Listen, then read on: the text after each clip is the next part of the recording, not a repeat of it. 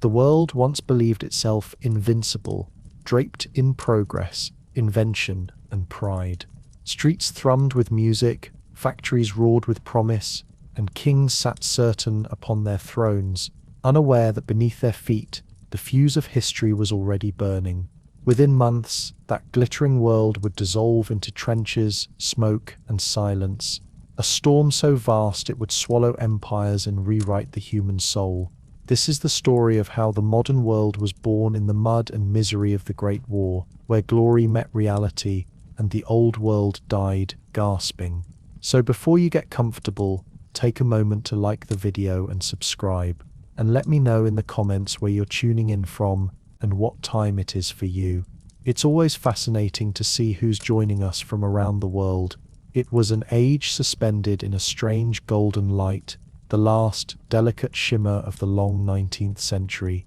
Across Europe, the air seemed heavy with certainty. Cities like Paris, Vienna, Berlin, and London thrummed with the rhythm of progress, electricity, telephones, automobiles, the miracle of flight. There was music in the streets, gas lamps on the boulevards, and the quiet hum of industries that promised endless advancement. The calendar read 1913, and few believed that the following year would tear apart everything they knew. In the palaces of Europe, monarchs reigned over an intricate web of empires. King George V in Britain, Kaiser Wilhelm II in Germany, Tsar Nicholas II in Russia, and Emperor Franz Joseph in Austria-Hungary, cousins by blood and rivals by ambition, presided over realms that spanned continents. Their portraits hung in marble halls, their uniforms gleamed with medals, and their diplomats toasted peace, even as they mapped future wars. The world appeared solid, orderly, and unshakable. The newspapers spoke of progress and prosperity. The language of catastrophe had not yet entered the public mind. Yet beneath this facade of peace, the machinery of modernity was quietly reshaping human life. Trains stitched together the continents, carrying ideas and anxieties alike. Telegraph wires pulsed with the instant communication of a new age. Factories rose like iron cathedrals, their chimneys exhaling the breath of industrial ambition.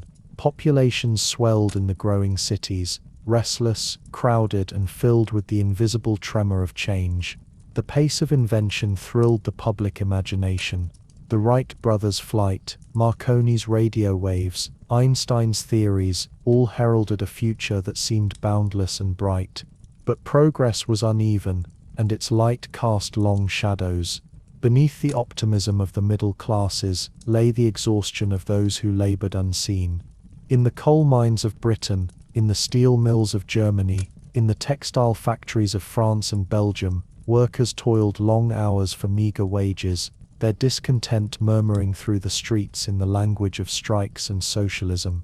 Across the sprawling countryside, peasants in Russia, the Balkans, and parts of Eastern Europe still lived under systems older than the nations themselves. For many, the 20th century had not yet begun. Art mirrored both the beauty and the unease of the age. In Paris, painters fractured reality into shimmering pieces, the Cubists and Impressionists capturing time and color in ways no one had seen before. In Vienna, composers like Mahler and Strauss filled concert halls with symphonies that seemed to echo both triumph and melancholy. Writers chronicled the modern soul, restless, anxious, seeking meaning in an age of machines. The café tables of Europe were crowded with thinkers, poets, and revolutionaries, their cigarettes glowing like small beacons in the twilight of an empire's dream. Science and empire marched hand in hand. European flags fluttered over vast territories in Africa and Asia, colonies carved by ambition and held by force. In London and Paris, the maps on the walls were painted red and blue, showing dominion over lands most citizens would never see. The so-called civilizing mission was the language of justification, but its reality was exploitation, conquest, and control. Even then, nationalist movements began to stir within the colonies, faint ripples of resistance that would one day swell into tides of independence. Yet for now, the imperial capitals slept soundly, certain of their power. The royal courts glittered as they had for centuries. In Vienna, the Habsburg court clung to its rituals of waltzes and etiquette, as though time itself could be held back by formality. In St. Petersburg, the Winter Palace gleamed under chandeliers, while outside its gates the people waited in hunger. In Berlin, the Kaiser reviewed parades of polished soldiers, their goose-stepped precision both spectacle and warning. And in London, the British Empire, upon which the sun never set, projected confidence from the marble columns of Whitehall to the farthest reaches of its dominion. Everywhere there was faith in continuity. The middle classes filled the opera houses, the cafes and the universities, believing that history had reached a kind of equilibrium. Even the rivalries between nations, the naval race between Britain and Germany, the Balkan tensions that simmered in the southeast, seemed containable within the civilized codes of diplomacy. Europe had known peace, or something close to it, for nearly half a century since the Franco-Prussian War. The great powers spoke the language of treaties, balance and restraint. The idea that such a world could collapse into chaos seemed inconceivable. And yet, if one listened closely, there were murmurs in the distance. The alliances, the Triple Entente of France, Russia and Britain, and the Triple Alliance of Germany, Austria-Hungary and Italy, were like invisible tripwires stretching across the continent. Each promised security, but each also guaranteed that a conflict involving one nation would draw in all the rest. The very systems built to preserve peace were, in truth, the mechanisms of its destruction. Diplomats understood this, but the machinery was too vast, too complex, and too proud to stop. In the Balkans, small nations trembled under the weight of larger empires. Serbia, Bulgaria, and others nursed old wounds and new ambitions, each one backed by a greater power. The wars of 1912 and 1913 had already scarred the region, leaving borders raw and tempers short. Europe watched from afar, uneasy but detached, believing such fires could be contained to the periphery. The assassination of a single archduke in such a place seemed, to most, a tragic footnote at best, not the opening line of a global catastrophe. As 1914 approached, the continent's mood was strangely divided, proud and anxious, hopeful and haunted. Cities dazzled under electric lights, while rural villages remained bound to the soil and the seasons. Machines promised freedom, yet their very existence hinted at the capacity for destruction. No one could know that the same trains carrying commuters to work would soon carry soldiers to the front, that the same factories producing automobiles and tools would soon forge shells and guns. The pulse of progress was steady, confident, and oblivious. In the summer air of that final peaceful year, Europe exhaled softly. Its people filled the cafes, the theaters, the beaches. They read the newspapers, discussed art, politics, and science, and looked toward a future bright with invention. They could not see that they were walking through the final moments of an age, the twilight of a world that would soon vanish beneath the thunder of guns. And so, in the hush before the storm, humanity stood upon the edge of its own transformation, unaware, unprepared, and utterly certain of its permanence. The old world glowed faintly, beautifully, one last time. The illusion of peace that blanketed Europe in the early years of the 20th century rested upon foundations of steel, powder, and pride. Beneath the quiet glow of civilization, nations were building engines of destruction with almost reverent devotion. Progress had given mankind new tools, and the old ambitions of conquest and dominance eagerly took hold of them. The world that believed itself enlightened was, in truth, arming itself for catastrophe. In the shipyards along the River Clyde, the Tyne and the Elbe, the clanging of metal echoed like distant thunder. Britain, whose empire spanned the seas, guarded its supremacy with the Royal Navy, the largest, most formidable fleet the world had ever known. But across the North Sea, Germany was determined to challenge that power. Under Kaiser Wilhelm II and the guidance of Admiral Alfred von Tirpitz, the German Empire embarked on an unprecedented naval expansion. The construction of the dreadnought, a revolutionary class of battleship launched by Britain in 1906, had changed the nature of naval warfare. Faster, larger, and bristling with heavy guns, it rendered all older vessels obsolete overnight. To remain superior, every nation now had to build not just ships but dreadnoughts, vast floating fortresses of iron and pride. Thus began an arms race that consumed budgets, fueled rivalries, and filled harbours with the silhouettes of steel leviathans. Britain answered every new German launch with two of its own, adhering to its two-power standard, the principle that the Royal Navy must always be as strong as the next two largest fleets combined. Newspapers fed the public's fascination with this contest of power, turning military expansion into a spectacle of national pride. Behind the fascination, however, lay fear that one miscalculation could turn this display of might into the opening act of a war no one could contain. The same fever took hold on land. In the great capitals of Europe, generals and ministers planned in whispers, drafting strategies that assumed not whether war would come, but when. Armies swelled under conscription laws that drew millions of young men into service. France, still haunted by its defeat in the Franco-Prussian War of 1870, vowed never again to be caught unprepared. Its soldiers drilled beneath the slogan Revanchism, revenge, dreaming of reclaiming Alsace and Lorraine. The provinces lost to Germany. Germany in turn fortified itself with an unmatched military machine, disciplined, efficient, and bound by the precision of its general staff, led by the formidable Helmuth von Moltke the Younger. Every power seemed convinced that its security depended on being ready for a war it claimed to dread. Russia, immense and underdeveloped, struggled to modernize its forces after humiliation in the Russo-Japanese War of 1905. Austria-Hungary, the aging empire at the heart of Europe, trained for conflicts it scarcely had the strength to fight, its army a patchwork of languages and loyalties. Even Italy, bound by alliances but uncertain of its commitments, expanded its military under the illusion that greatness required preparation. And far beyond Europe, the Ottoman Empire, once mighty, now fragile, clung to relevance through reform and rearmament, its leaders aware that their territory lay between the ambitions of empires. What made this military build-up so perilous was not only its scale, but its interconnectedness.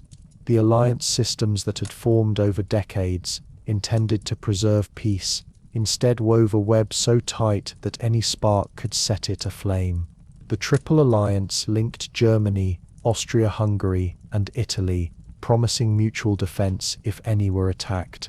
In response, the Triple Entente united France, Russia, and Britain, less formal but equally binding in spirit.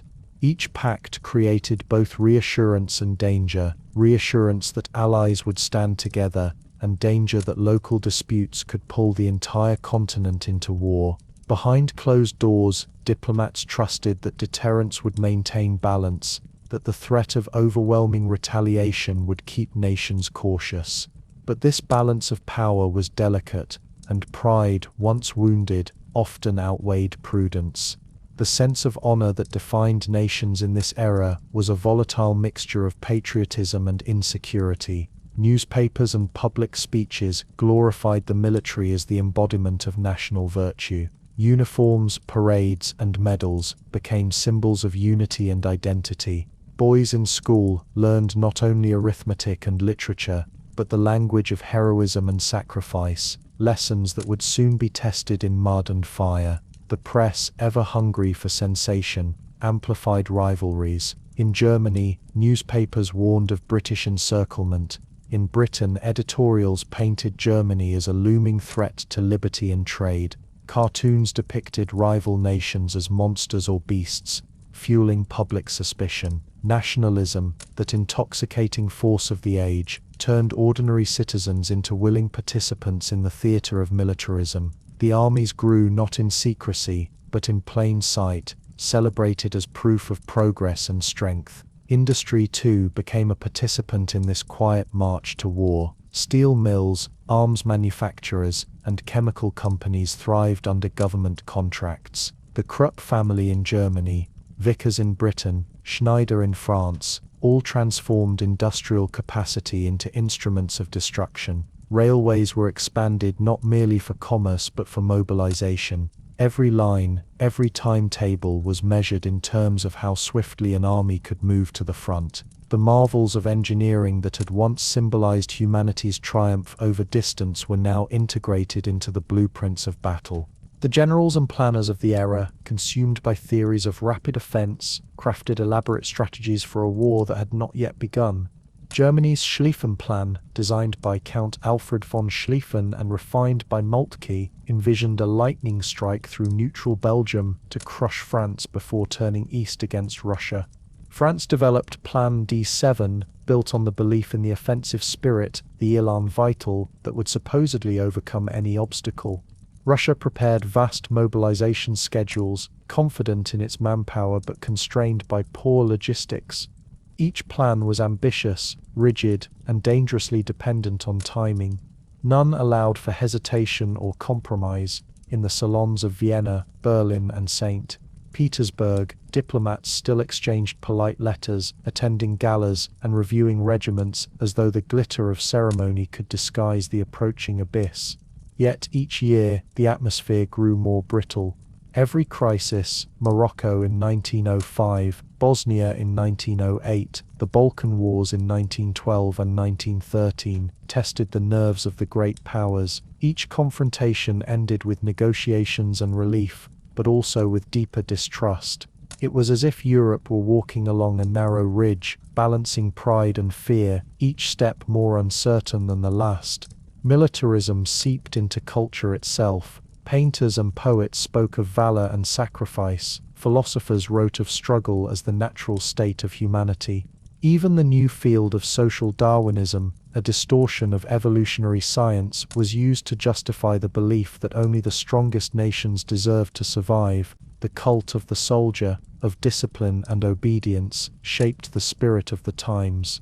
To many, war seemed not a horror but a test, a purifying fire that would cleanse decadence and renew the vigor of nations. Such notions would soon prove tragically prophetic. By 1914, Europe had become a continent in uniform. The clang of shipyard hammers, the rumble of factory engines, the parade of boots on cobblestones, all were the background music of an age preparing for its own undoing. The machinery of power had been built, and it could no longer remain idle. The hands that wound the clock of history had set it ticking, and the hour of reckoning approached. As the warm summer air of that fateful year drifted across the continent, no one could hear the gears of destiny turning beneath the noise of daily life. The armies waited, the alliances stood ready, and the pride of nations gleamed like polished metal under the sun. And somewhere, far from the capitals, in a provincial city of the Balkans, a young man rehearsed a small act that would ignite the mechanism into motion, the single spark that would reach the powder beneath the empire's calm surface. The machinery of power, wound tight through years of rivalries and pride, stood ready in the summer of 1914, silent and gleaming. All it required was a tremor, a spark small enough to seem insignificant, yet capable of igniting the carefully hidden powder beneath the old world's polished surface. That spark came not from the great capitals of Europe, nor from the chambers of generals and ministers, but from a provincial city at the edge of an empire, Sarajevo, a quiet place caught between mountains and history. It was June, and the air in Bosnia was warm and clear. The morning sun glinted on the waters of the Miljacka River and on the tiled roofs of the city's Ottoman past. Along its narrow streets, traders opened their shops, soldiers marched in the distance, and the banners of the Austro-Hungarian Empire fluttered faintly in the breeze. The empire itself was old and weary, bound together by habit more than harmony, a patchwork of Germans, Hungarians, Czechs, Slovaks, Croats, Serbs and others, each with their own language, grievances and dreams. Into this fragile mosaic came Archduke Franz Ferdinand, heir to the throne of the Austro-Hungarian Empire. He was a complex man, proud, intelligent and reform-minded, but often blunt and unpopular among his peers. He envisioned a federation of equal nations within the empire, a vision that might have soothed the tensions of the Balkans had it ever been realized. Yet to the nationalist youth of the region, he represented everything they despised: imperial authority, foreign rule, the weight of Vienna pressing upon their aspirations for independence. As part of his official duties, Franz Ferdinand travelled to Sarajevo on June 28, 1914, to observe military maneuvers and to demonstrate imperial presence in a region restless after years of unrest. The date, however, carried deep symbolic meaning. For Serbs it was Vidovdan, the anniversary of the 1389 Battle of Kosovo, a sacred day of national mourning and pride.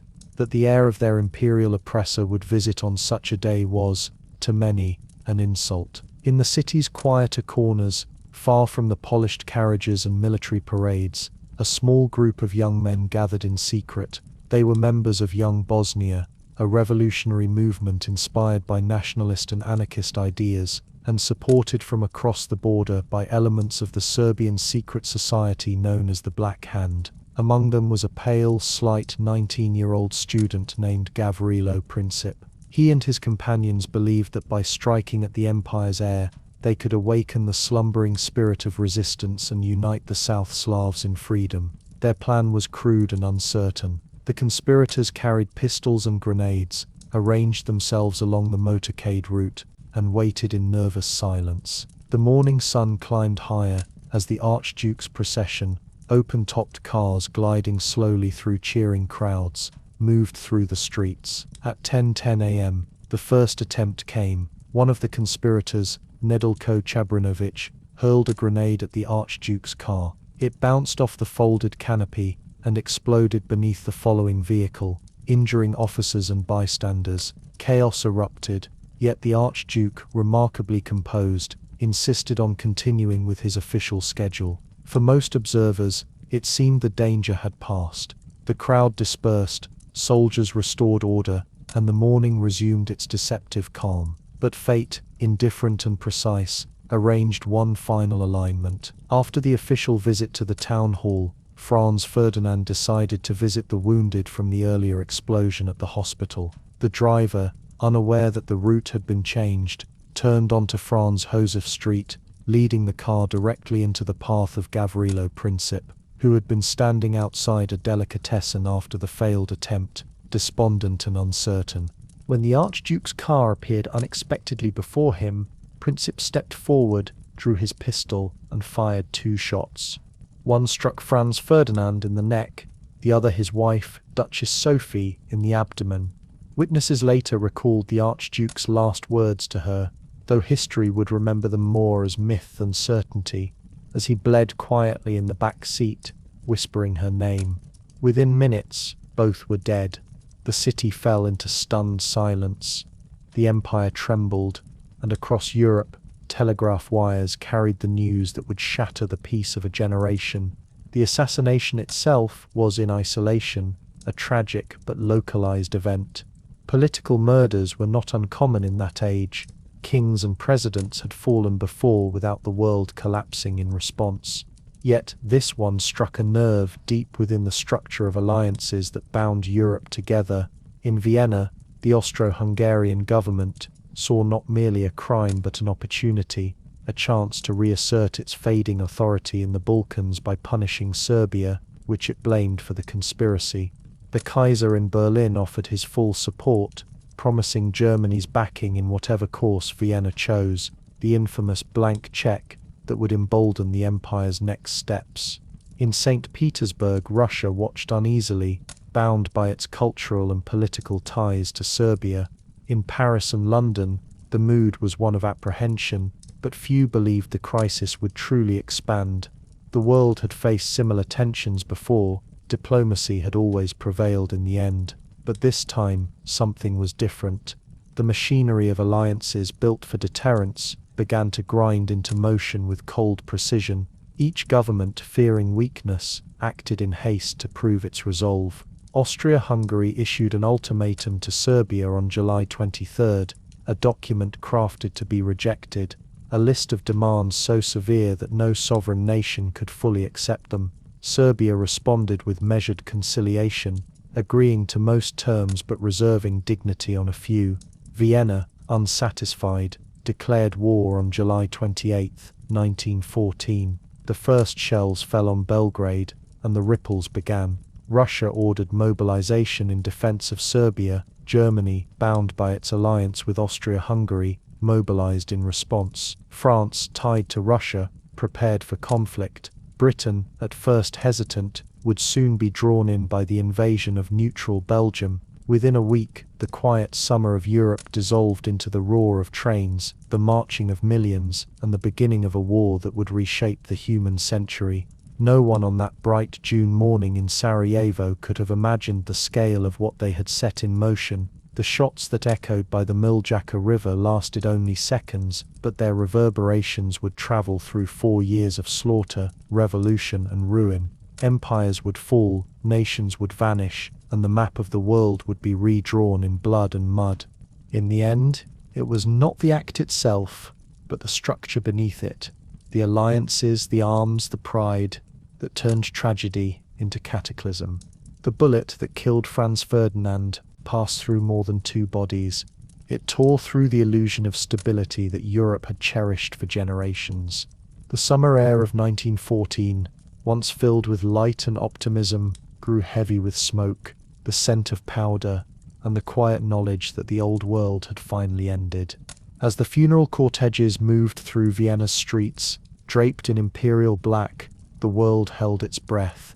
The gears of history, once slow and deliberate, now turned relentlessly, and soon as the first armies began to mobilize, the sound of that turning would echo across every border and shore, the sound of civilization marching into its own darkness.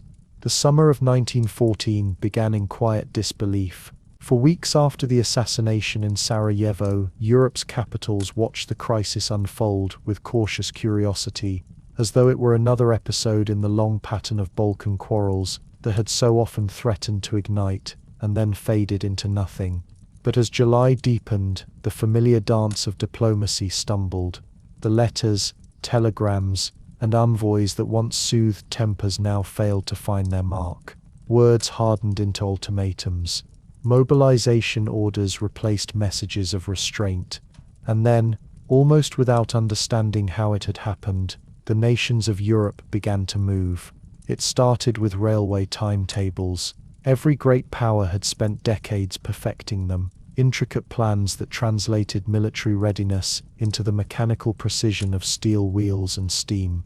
On the final days of July, the stations filled with noise and uniforms. Brass bands played beneath vaulted roofs, while banners fluttered and families waved handkerchiefs from the platforms. Men laughed nervously, hoisting rifles and knapsacks, certain they would be home by Christmas. Across Germany, crowds shouted "Nach Paris" to Paris, as though the war were a sporting match, an adventure promised to be swift and glorious. In France, church bells rang over the cobblestones of villages as mobilization posters appeared on walls. Farmers, clerks, and students reported to their regiments under the tricolour flag. They carried in their hearts a century of memories: the defeat of 1870, the loss of Alsace-Lorraine, the humiliation of seeing the German Empire proclaimed in the Hall of Mirrors. Now at last came the chance for redemption. Women pinned flowers to tunics, kissed faces already half forgotten by the time the trains departed, and told themselves this was the price of honor. In Russia, the mobilization order spread across 11 time zones. The peasants of the steppe villages, many unable to read the printed proclamations, learned from priests and local officials that the Tsar had called them to defend their Slavic brothers in Serbia.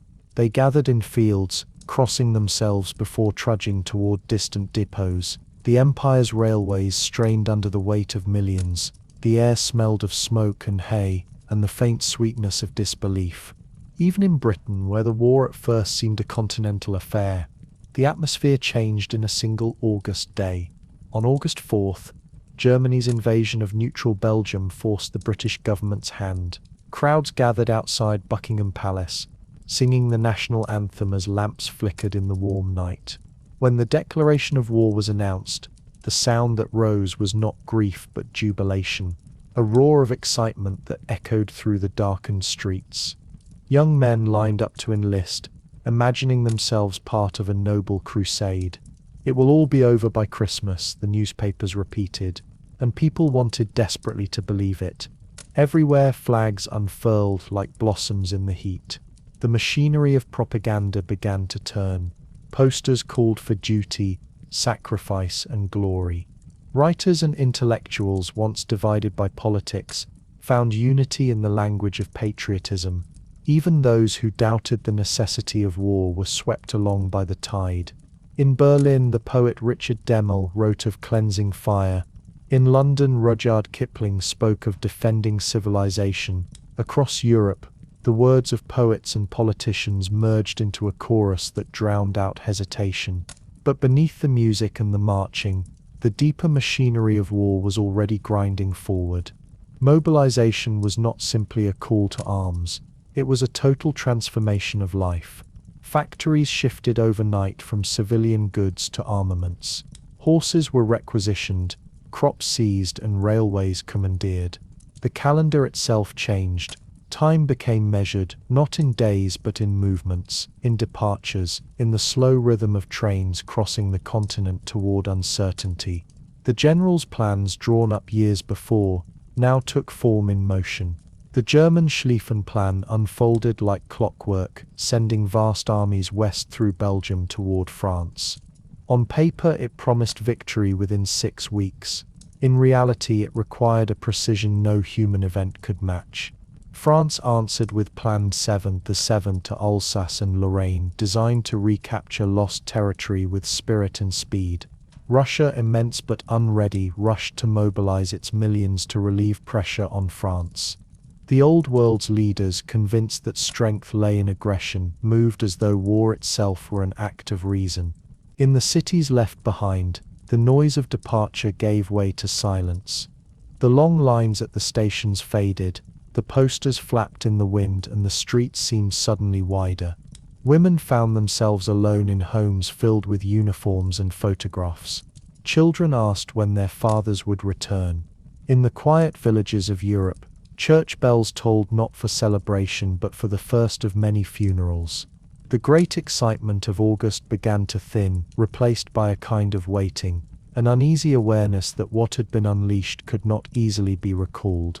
The first weeks of the war were filled with movement. Columns of men marched beneath summer skies, their rifles gleaming, their packs heavy. Cavalry units rode across meadows that would soon be churned into mud. Along the Belgian frontier, towns like Liège and Namur fell in flames as the German army advanced with mechanical precision. Refugees crowded the roads, pushing carts piled with furniture and children, bewildered by the roar of artillery and the shadow of zeppelins overhead. The modern world, for all its progress, had discovered its own fragility. By September, the optimism had begun to fray. The German army, slowed by resistance in Belgium and the vastness of its own ambition, met the French and British forces at the Marne River. For days, the fields east of Paris shook with gunfire and the tramp of endless men. What began as a rush of movement turned into exhaustion and confusion. Soldiers who had expected a brief campaign now slept in ditches, their uniforms torn, their boots soaked through, the smell of gunpowder mixed with the scent of harvest and decay.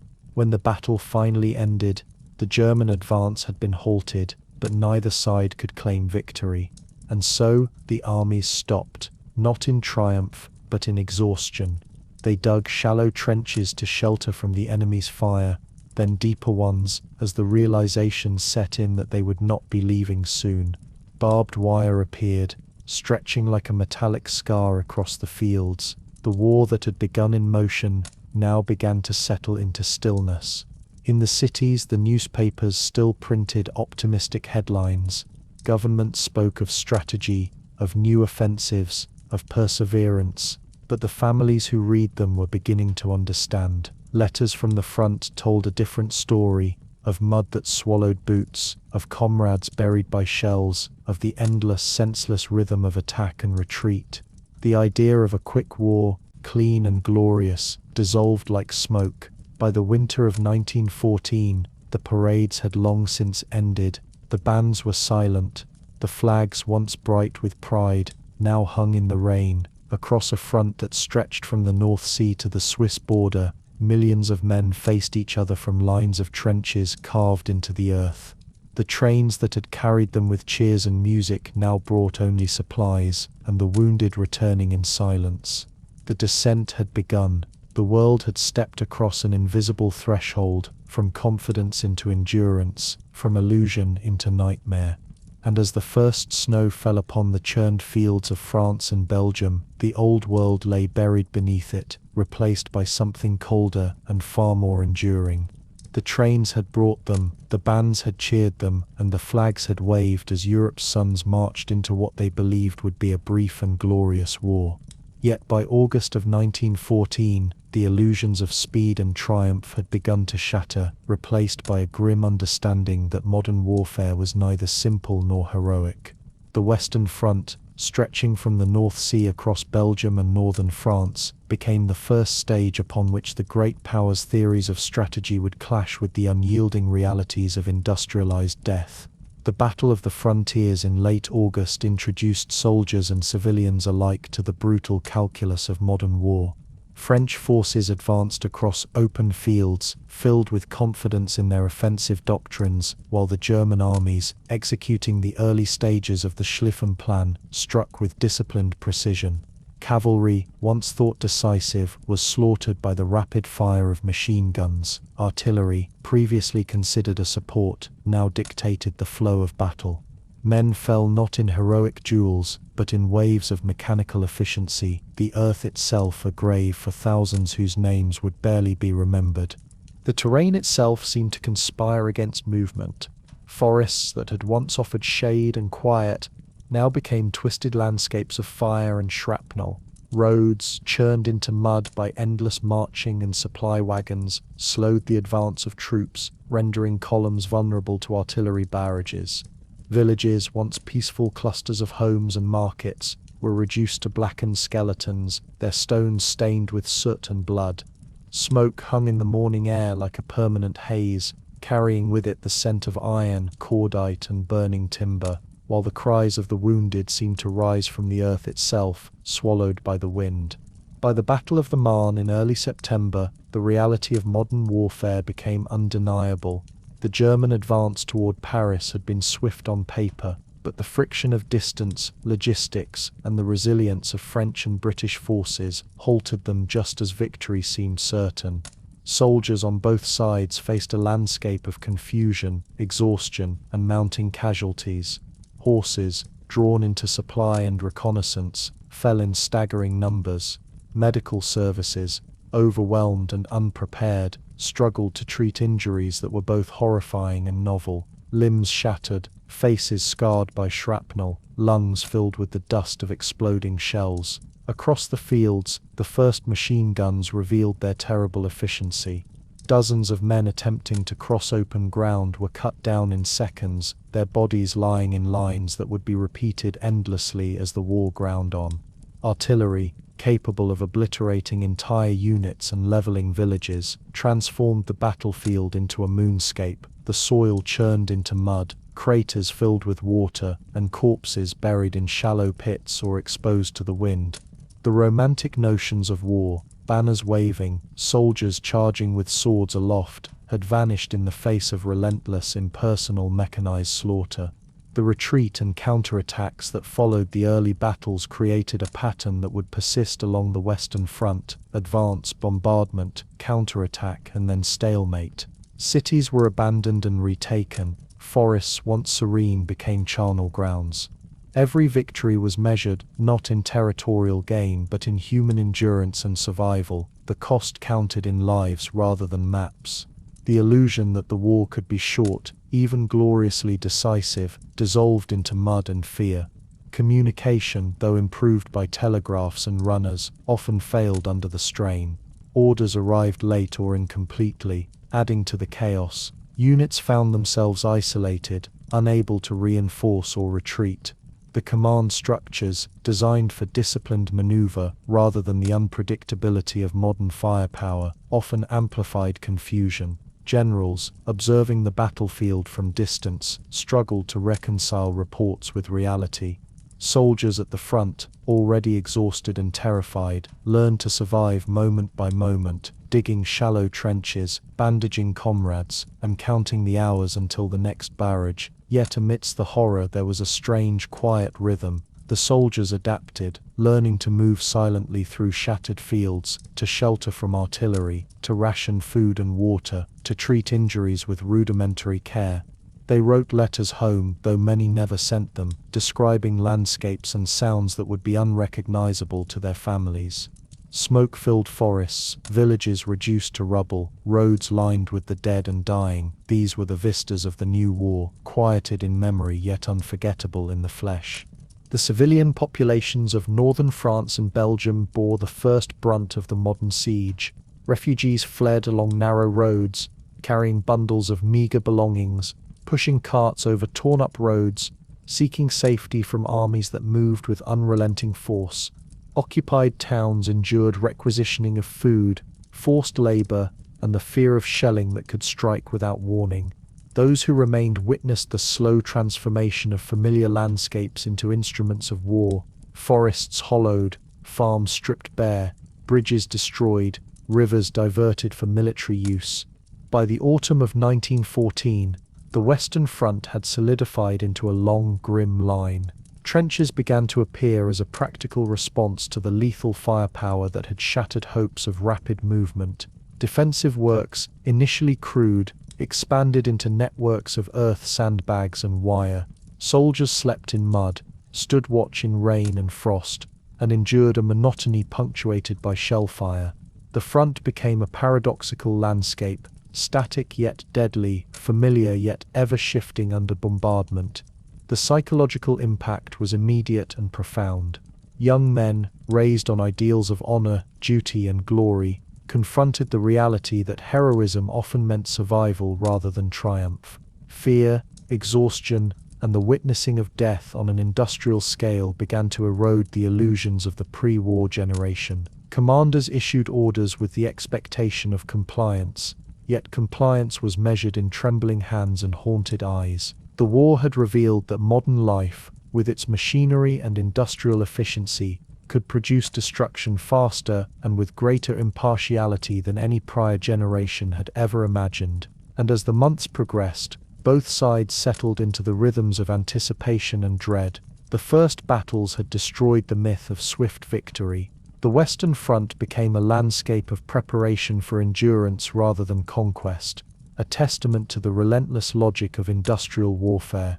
The men who had marched to battle with music and hope now endured endless days of mud, rain, and artillery, learning that survival required patience, adaptability, and an acceptance of the impersonal cruelty that had become the hallmark of modern conflict. By the end of 1914, Europe had crossed fully into the age of mechanized slaughter. The first encounters with machine guns, artillery, and modern tactics had dispelled illusions of chivalry and short campaigns. The war that began with excitement and parades had descended into a quiet, grinding endurance, as soldiers, civilians, and nations adjusted to a reality both vast and indifferent. The old world of honor and swift conquest was gone, replaced by a new, terrible rhythm, one measured in days of waiting, bursts of fire, and the slow erosion of the human spirit across mud and blood.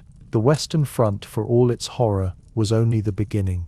Beyond it stretched other theaters, other armies, and other horrors yet to come. And as Europe settled into the winter of 1914, the world could scarcely imagine the scale of suffering that the next years would bring. As the first autumn of the war descended upon northern France and Belgium, the initial rush of movement and hope gave way to the quiet, relentless reality of static warfare. Soldiers who had marched across fields with music and banners now found themselves confronting the bitter truth of a battlefield transformed into a permanent landscape of survival and despair. The earth itself had been reshaped, scarred and churned by the relentless pounding of artillery and the trampling of thousands of men and horses. What had been villages, farms, and forests now resembled moonscapes, torn apart, jagged and unrecognizable. The soldiers quickly learned that standing in formation under the modern firepower of machine guns and artillery was a death sentence. Every movement in the open was met with a hail of bullets, every step across a field risked being cut down by shrapnel or swept aside by a shell crater. In response, they began to dig. Trenches, initially shallow ditches hastily excavated with shovels, became sanctuaries against the ceaseless fire. Men dug through wet soil, clay and rock, their hands blistered, their fingers stiff from cold, working under the muted light of a lowering sky. The act of digging became as natural as breathing, a ritual of preparation and protection, the first sign that this war would be measured, not in rapid advances, but in endurance and concealment. As the ditches deepened and widened, the soldiers constructed networks of communication trenches, firing positions and dugouts. Barbed wire was strung in elaborate patterns to slow enemy advances, while sandbags were stacked to protect against the shock of shells. The landscape itself was transformed into a system of defense so extensive and intricate that it seemed endless. Across hundreds of kilometers, the Western Front became a permanent scar upon the earth, a tangible manifestation of industrialized violence. This was no longer the war of maneuver, of cavalry charges, or short campaigns. It was a war of attrition, a slow, grinding struggle against an enemy equally entrenched and equally determined. Winter approached, and with it came new trials. The cold seeped through uniforms and boots, wrapping soldiers in relentless frost. Water collected in trenches, freezing at night and turning the earth into a treacherous mix of mud and ice by day. Rain, snow and thawing cycles created a perpetual quagmire. Soldiers' feet, trapped in damp socks and soaked boots, began to rot in a condition later known as trench foot, a painful and sometimes debilitating injury.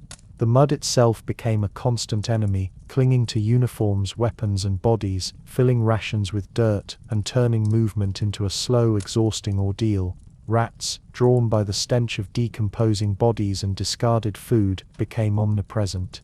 They gnawed at leather, clothing, and even flesh, yet soldiers learned to coexist with these persistent intruders, feeding them scraps when possible, or shooing them off in desperation. The trenches were foul-smelling and crowded, their air thick with smoke, sweat, and the stench of human excrement. Illnesses spread easily. Dysentery, typhus, and influenza all found fertile ground in the cramped, damp, and unsanitary conditions. Despite these hardships, soldiers endured, adapting to the rhythms of trench life with a grim resilience. Daily routines became essential for survival. Men rotated shifts in the front line and support positions, stood watch through nights of cold and fear, repaired wire and dugouts, and maintained weapons and equipment. Food, often cold, meager, and repetitive, was delivered through supply lines that stretched across bombed-out roads and shell-cratered fields. Water had to be carried from distant pumps or collected from rain-filled trenches, often contaminated and bitter. Every day was a balance between vigilance, labor, and the small comforts of companionship and letters from home. Psychological strain, however, proved as formidable as the physical trials. The continuous bombardments, the sudden eruptions of artillery, the screams and moans of the wounded, and the relentless visibility of death created an environment where fear became a constant companion. Soldiers learned to anticipate the next barrage, to huddle silently in dugouts, and to speak sparingly, conserving energy and reducing risk. Sleep came in fragments, often in waterlogged dugouts, with the sounds of shell fire and distant shouting providing the only rhythm to the endless hours. The monotony of waiting was punctuated by the terror of sudden violence, a pattern that slowly wore down both body and spirit.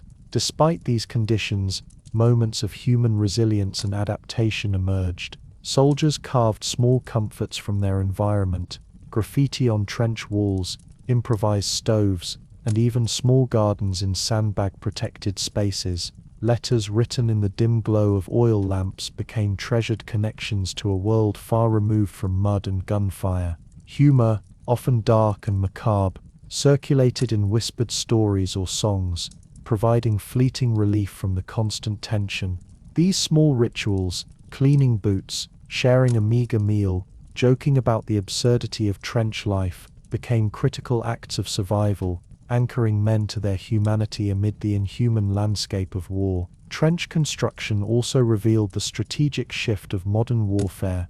Unlike earlier conflicts where mobility was prized, these static lines demanded coordination and planning. Engineers and officers oversaw drainage, reinforcements, and the placement of barbed wire. Observation posts, dugouts, and machine gun nests were carefully arranged to maximize defensive capability while minimizing exposure. Intelligence, scouting, and counter-battery fire became central to operations, further highlighting the war's transformation into an industrial and technical struggle. The birth of the trenches marked a profound psychological shift in the soldiers' understanding of war. Heroism was no longer measured in charges across open fields, but in survival, endurance, and the ability to endure the slow, grinding attrition that defined the landscape.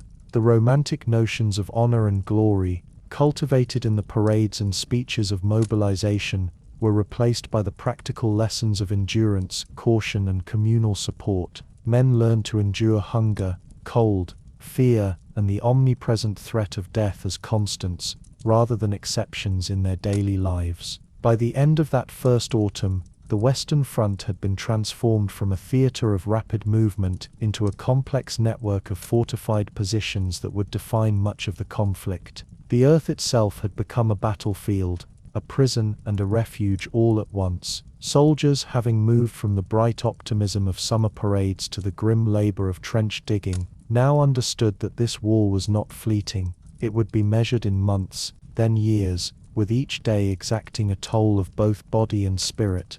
And as frost settled into the mud, soldiers realized that they were no longer merely fighting an enemy army. They were fighting the elements, the terrain, and the very machinery of modern warfare. The war had become something enduring, methodical, and inescapable, a new kind of conflict born of steel, mud, and the relentless passage of time. The trenches were no longer temporary shelters. They had become homes, prisons, and instruments of survival, marking the beginning of a conflict that would demand everything from those who endured it. By the winter of 1914, the Western Front had hardened into a landscape of frozen mud, wire, and constant vigilance. The initial shock of movement and battle had given way to the slow, suffocating rhythm of trench life, a reality that no soldier could fully escape or ignore. The trenches, once hastily dug, had become permanent scars across the earth, a network of defensive lines stretching for hundreds of kilometers, from the North Sea through Belgium and northern France. Within them, life and death coexisted in a tenuous balance, each day a careful negotiation with the unyielding environment. The soldier's existence in the trenches was defined by extremes of discomfort and fear.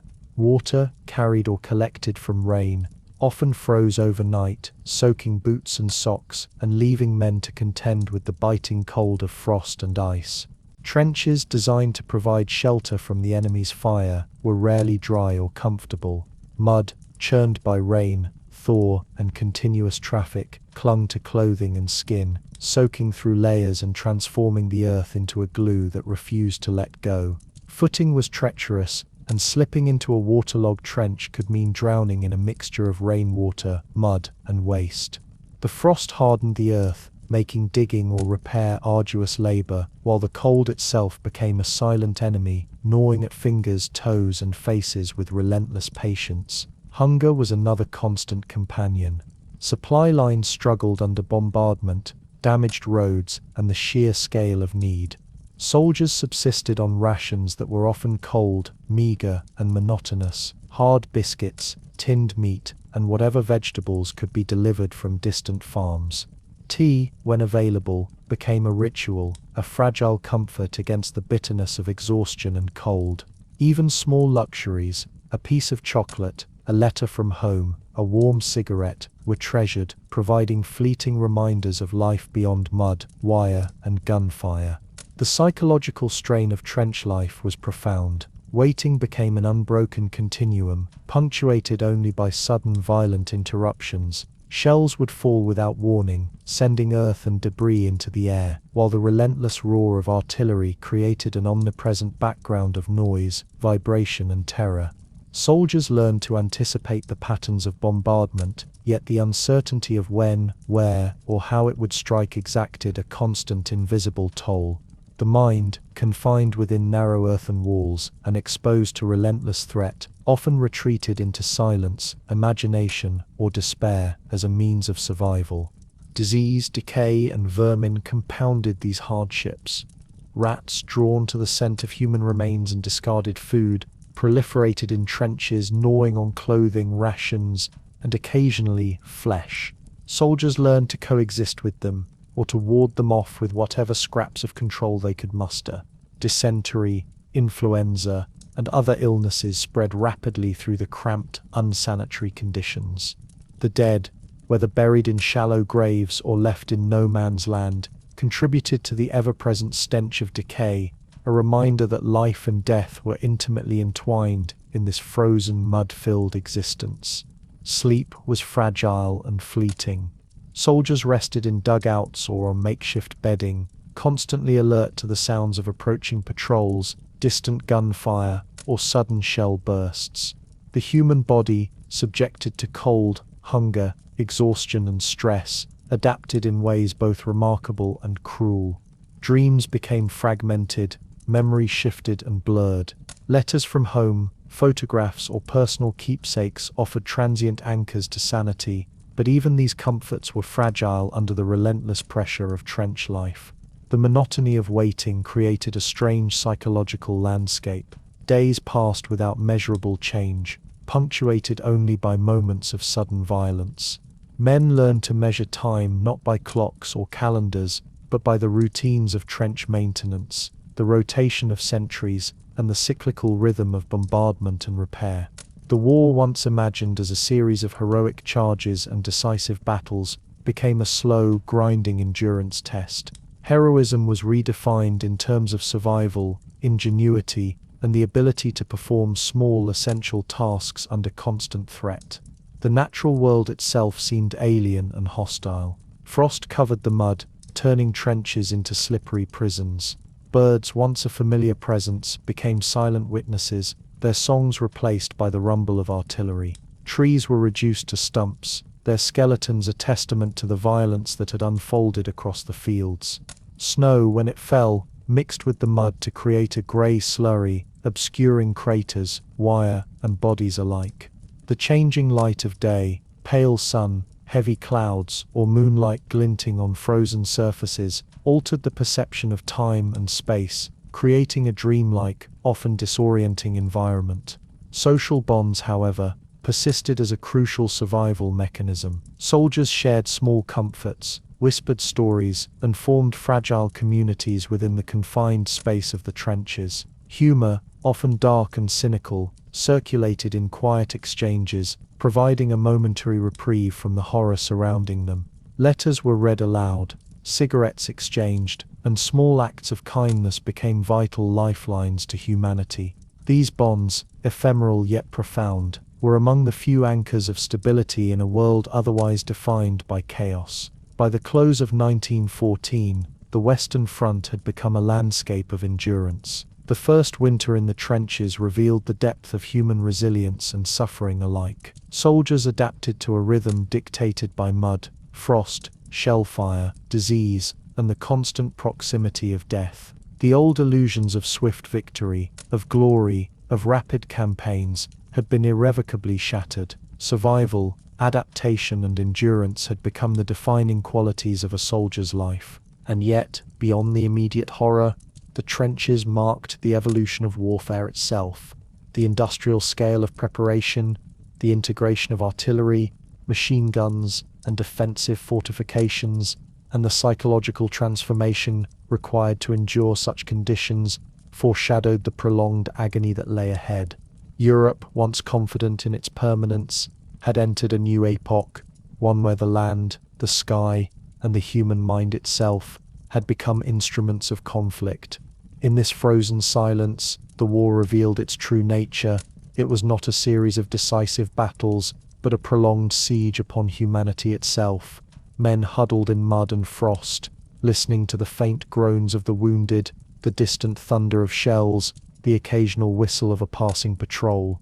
The mind, stretched between fear and hope, gradually adjusted to this new reality, learning the rhythms of death, the subtle signs of survival, and the enduring, grinding patience required simply to continue.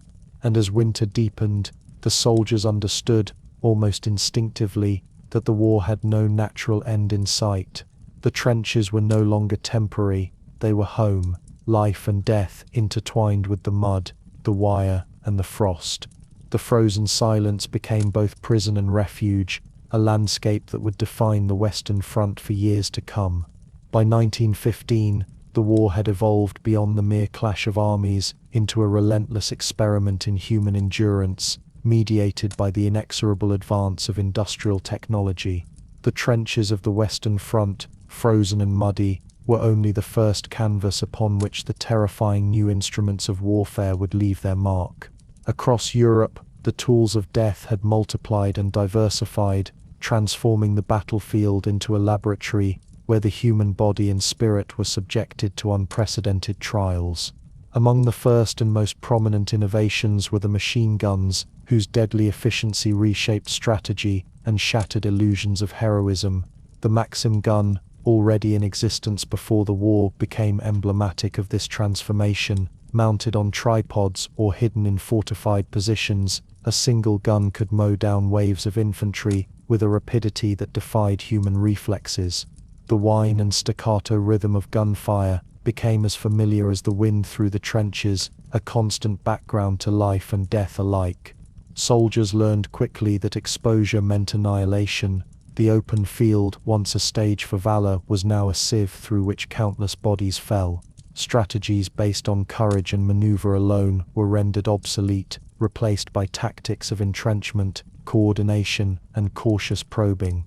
Artillery, however, remained the ultimate arbiter of survival. The incessant pounding of heavy guns could level entire villages in minutes, displace rivers, and churn the earth into mud and craters. The psychological impact of long-range bombardment was profound. Soldiers often reported a numbing terror at the mere sound of shells falling nearby, even without direct hits. Trench walls shuddered and collapsed, shelters were destroyed, and the constant vibration of the earth became a sensory trauma. High-explosive shells, shrapnel, and mortars ensured that no terrain was safe, that the familiar landmarks of the landscape were constantly obliterated and remade in the image of war. In the spring of 1915, a new and insidious weapon emerged. Poison gas, chlorine, phosgene, and later mustard gas introduced a horror unseen in previous conflicts. Clouds of toxic green and yellow drifted across no man's land, infiltrating trenches and dugouts alike. Gas masks, initially crude and uncomfortable, became essential survival tools, yet even the masks were imperfect. Soldiers inhaled partially filtered air, coughed, and sometimes succumbed to the invisible menace. Gas attacks created panic, disrupted formations, and forced commanders to adapt plans continuously. The invisible and indiscriminate nature of this weapon blurred the line between combatant and victim, introducing a new psychological terror that compounded the physical danger. The war's laboratory extended into the skies. Airplanes, initially used for reconnaissance, quickly became tools of surveillance, bombing, and aerial combat. Pilots, suspended in fragile wooden frames above vast battlefields, observed troop movements, reported artillery positions, and engaged in dogfights that carried new risks of death and disorientation. The skies, once symbols of freedom and beauty, became arenas of danger where the ground below seemed simultaneously distant and intimately lethal.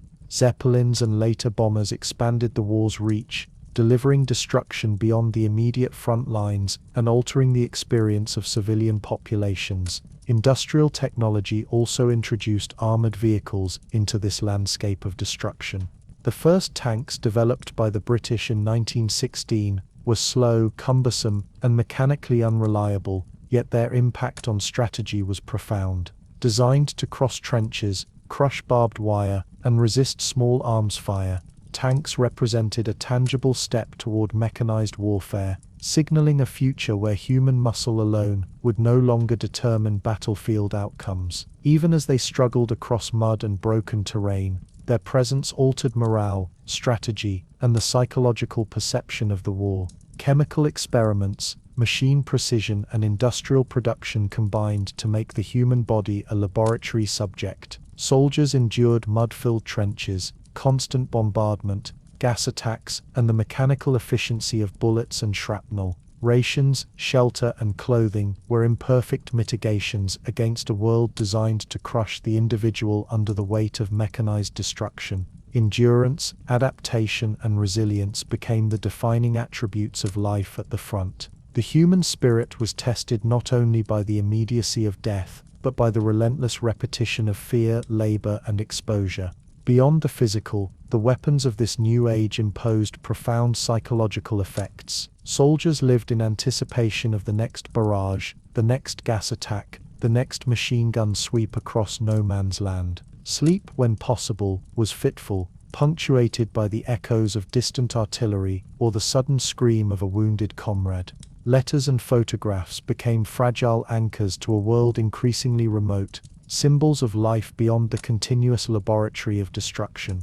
The mind learned to adapt, to anticipate, to normalize horror, yet the toll of this normalization was deep and enduring, leaving scars that extended far beyond the battlefield. Naval warfare mirrored these innovations on land. Submarines and dreadnoughts, equipped with long-range artillery and torpedoes, extended the laboratory of death to seas and rivers. Merchant and military vessels alike became targets, and entire supply chains were disrupted by submarine campaigns. Civilians, particularly in coastal regions, found that the technological reach of war had no natural boundaries. Industrial progress, intended to serve nations, had become a tool of comprehensive destruction. By 1916, the war's laboratory was fully established. The Western Front was a place where human courage met industrial precision, and where the landscape, climate, and technology all conspired to redefine endurance. Soldiers learned to navigate mud, shell craters, and wire, while anticipating threats that ranged from sudden barrages to the invisible presence of gas. Their bodies, trained and conditioned for endurance, were tested daily. Their minds, attuned to vigilance and adaptation, were taxed to the limits of fatigue and comprehension.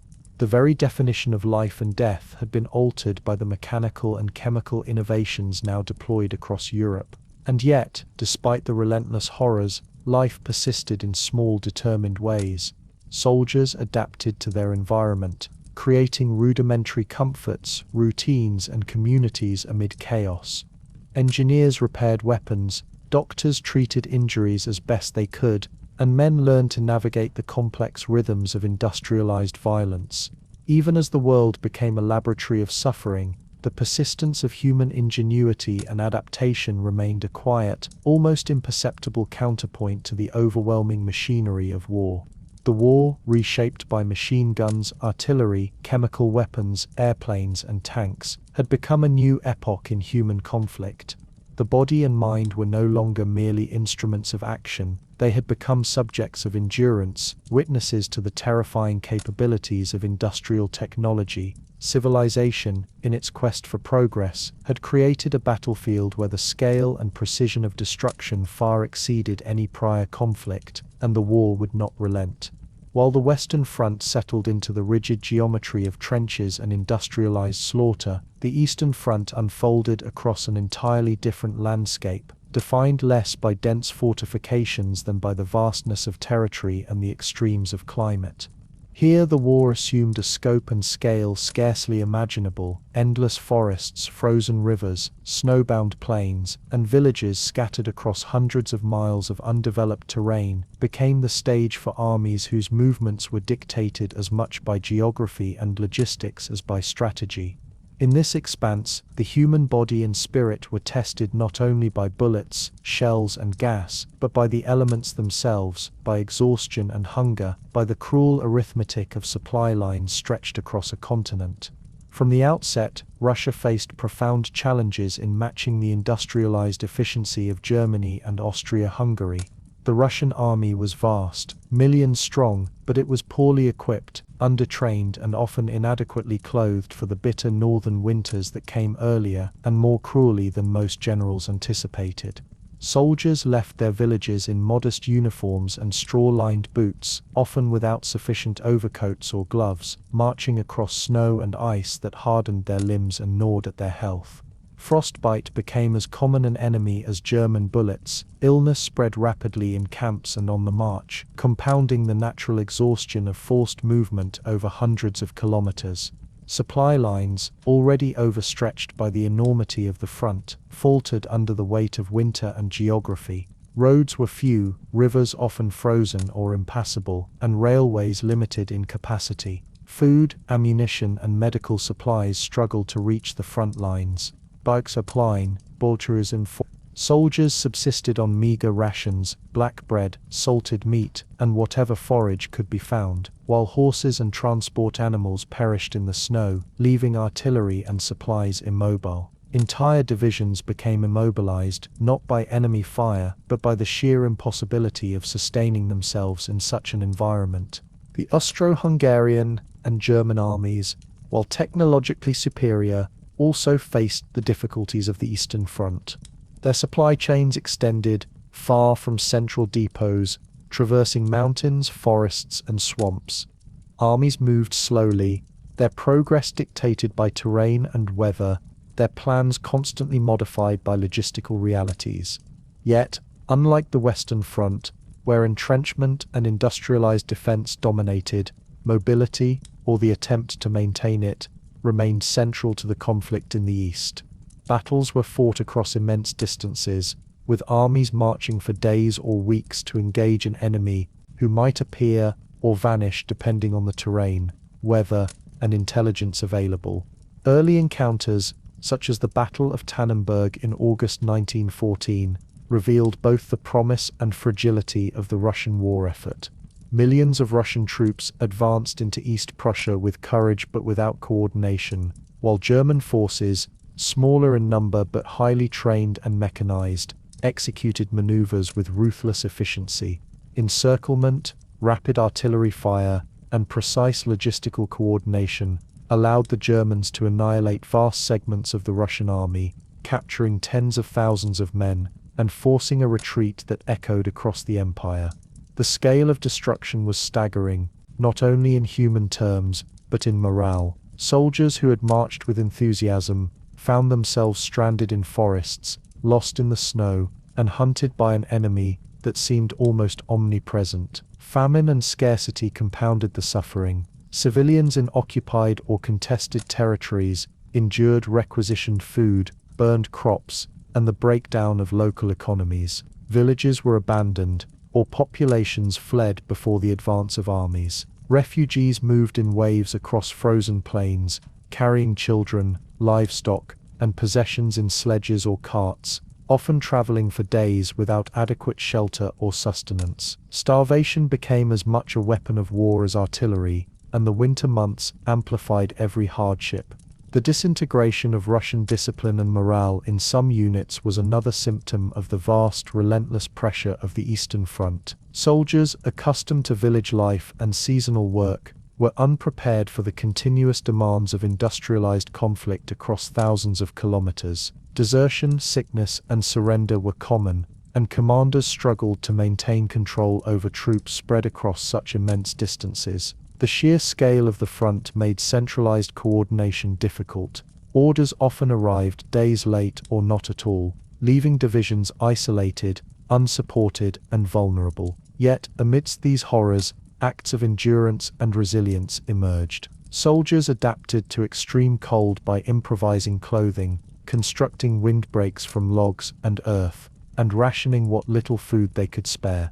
Communities, both military and civilian, found ways to survive, sharing resources, and improvising solutions in the absence of formal infrastructure. These acts, small and often unnoticed, became crucial to sustaining life on a front where the environment itself was as lethal as any enemy. By late 1915, the combined effects of retreat, poor supply, and harsh climate had begun to sap the Russian war effort. Entire armies withdrew in disarray. Fortresses fell not to superior firepower, but to attrition, isolation, and logistical collapse. The vastness of the Eastern Front, once considered an advantage in terms of depth and space, became a liability. Distances were so great that reinforcements, supplies, and communication could not effectively reach the front lines.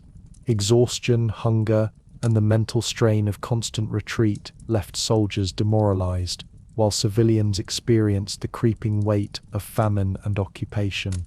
The war in the East was not merely a military confrontation, it was a transformation of human experience on an industrial scale.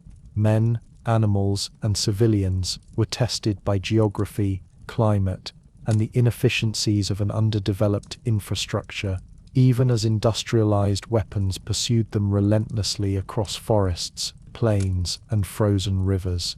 Life and death intertwined in ways that blurred the distinction between combat and survival, with suffering amplified by isolation and the sheer immensity of the theater. By 1916, the Eastern Front had become a landscape defined as much by collapse and endurance as by battles. Russia, once confident in its numbers and territorial depth, struggled to sustain armies across impossible distances. Austria-Hungary, though technologically stronger, faced the challenge of subduing a sprawling territory while simultaneously defending its western flank. The human cost was staggering, yet it was compounded by the immensity of the land.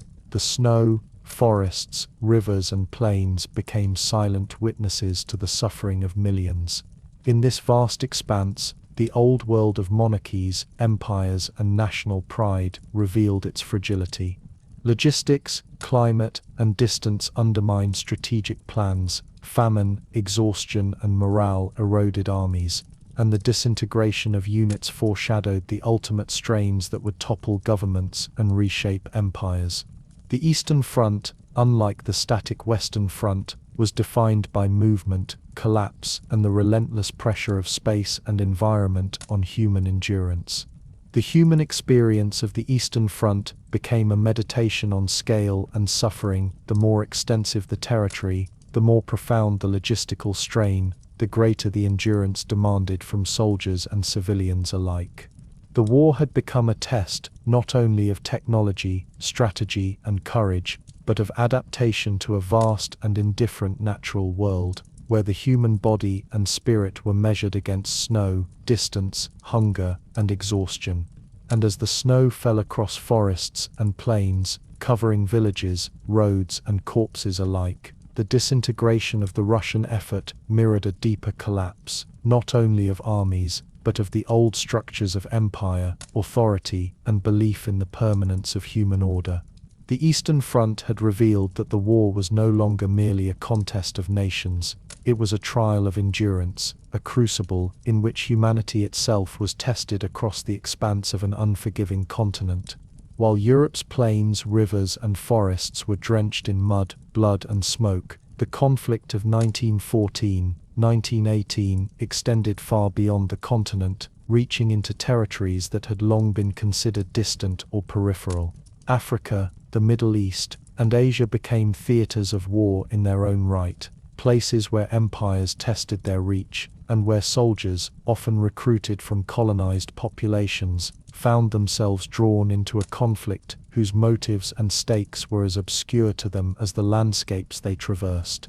These fronts, far from the familiar towns and cities of Europe, were at once strategic, brutal, and largely forgotten in popular memory, yet they were integral to the global scale of the conflict. In Africa, the war quickly turned colonies into battlefields.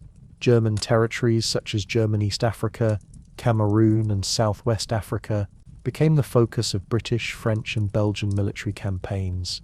Troops from across the continent, African soldiers conscripted or recruited by colonial powers, were mobilized to fight not only distant enemies, but also the harsh realities of tropical climates and unfamiliar terrain. Thick jungles, sweltering heat, disease, and difficult supply lines imposed a relentless burden. Dysentery, malaria, and sleeping sickness claimed lives as surely as bullets, and the dense forests became a labyrinth in which ambushes, skirmishes, and long marches tested the endurance of men accustomed to entirely different forms of warfare. The campaigns in Africa were prolonged and exhausting. In German East Africa, the famed General Paul von Lettow-Vorbeck conducted a guerrilla campaign that tied down tens of thousands of Allied troops. The mobility of forces across savannas, rivers and forests contrasted sharply with the static Western Front, yet the human cost was immense. Soldiers endured heat that seemed to sap energy, thirst that was never fully quenched, and a constant uncertainty about the enemy's location. Civilian populations suffered as well. Villages were burned, crops requisitioned, and entire communities uprooted in the wake of military necessity. The war in Africa illustrated, in microcosm, the broader truth of global conflict, that industrialized powers could bring violence to the farthest reaches of the planet, and that human endurance, physical, psychological, and moral, would be tested beyond familiar boundaries. In the Middle East, the war was equally transformative.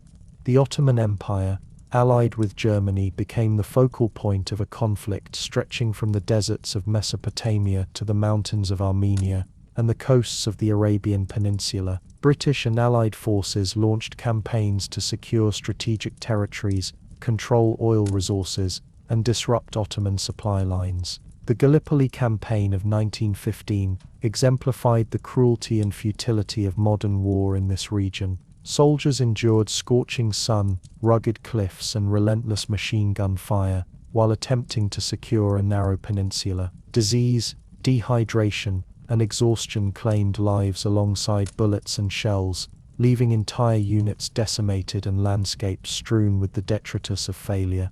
Beyond the Mediterranean and African theaters, the war's reach extended into Asia, particularly in China and the Pacific Islands. German possessions, including Tsingtao in China and various island colonies in the Pacific, became targets for Japanese, British, and Australian forces. These operations involved not only naval bombardments and land campaigns, but also the imposition of European military structures upon local populations. Soldiers from distant homelands, drawn by imperial obligations, fought in unfamiliar climates and cultures, their experiences largely invisible in European chronicles of the war. These theaters highlighted the extent to which a European conflict had become truly global, involving bodies, resources and landscapes previously considered irrelevant to continental politics. Colonial troops played a particularly crucial role. Soldiers from India, West and North Africa, the Caribbean and Southeast Asia were transported thousands of kilometers to fight in theaters where few could understand the culture, language or terrain. Their labor, endurance and sacrifice were instrumental in sustaining the imperial war effort, yet they were often marginalized in historical accounts. These soldiers endured climate extremes, unfamiliar diseases, and cultural dislocation, facing the same industrialized hazards, machine guns, artillery and chemical weapons, that European soldiers encountered, but with even less support or recognition. The global scale of the war also transformed civilian life. Communities in occupied or contested territories experienced requisitioning, forced labor, and displacement on a scale reminiscent of European civilians in the West and East. Famine, disease, and fear accompanied the march of armies, leaving marks on societies that would endure long after the guns fell silent. Trade routes were disrupted, economies strained, and political authority destabilized, particularly in regions where colonial administrations struggled to cope with the demands of modern industrial war. In every theater, from African jungles to Middle Eastern deserts to Pacific islands, industrial and technological innovations reshaped conflict.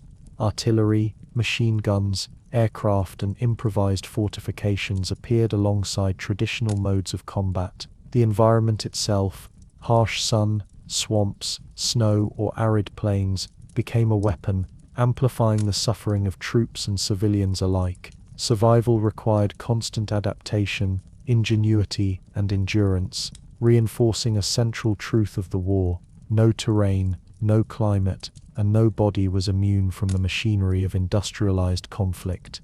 By 1916, the global nature of the war had become undeniable. The violence of Europe extended outward, entangling colonies, protectorates, and peripheral nations. Soldiers fought far from their homes, and often for causes they scarcely understood. Their suffering, endurance, and courage were both immediate and largely invisible, shaping the course of the war without recognition in contemporary discourse. The human cost, compounded by distance, disease, and environmental hardship, rivaled that of the European fronts in severity, yet it remained less chronicled, less remembered, and often forgotten. The global theaters also revealed the interconnectedness of industrialized conflict.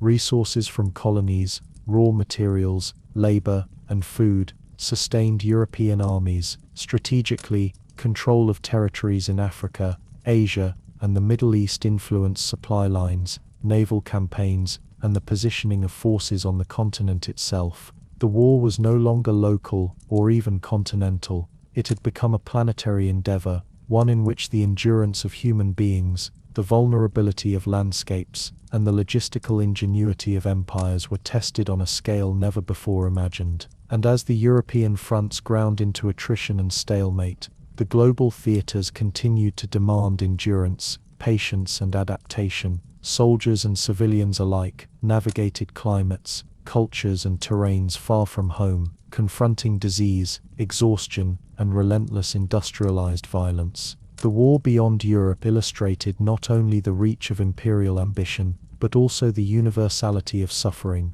the pervasive imprint of industrialized terror, and the profound demands placed upon human bodies and minds in the age of total war.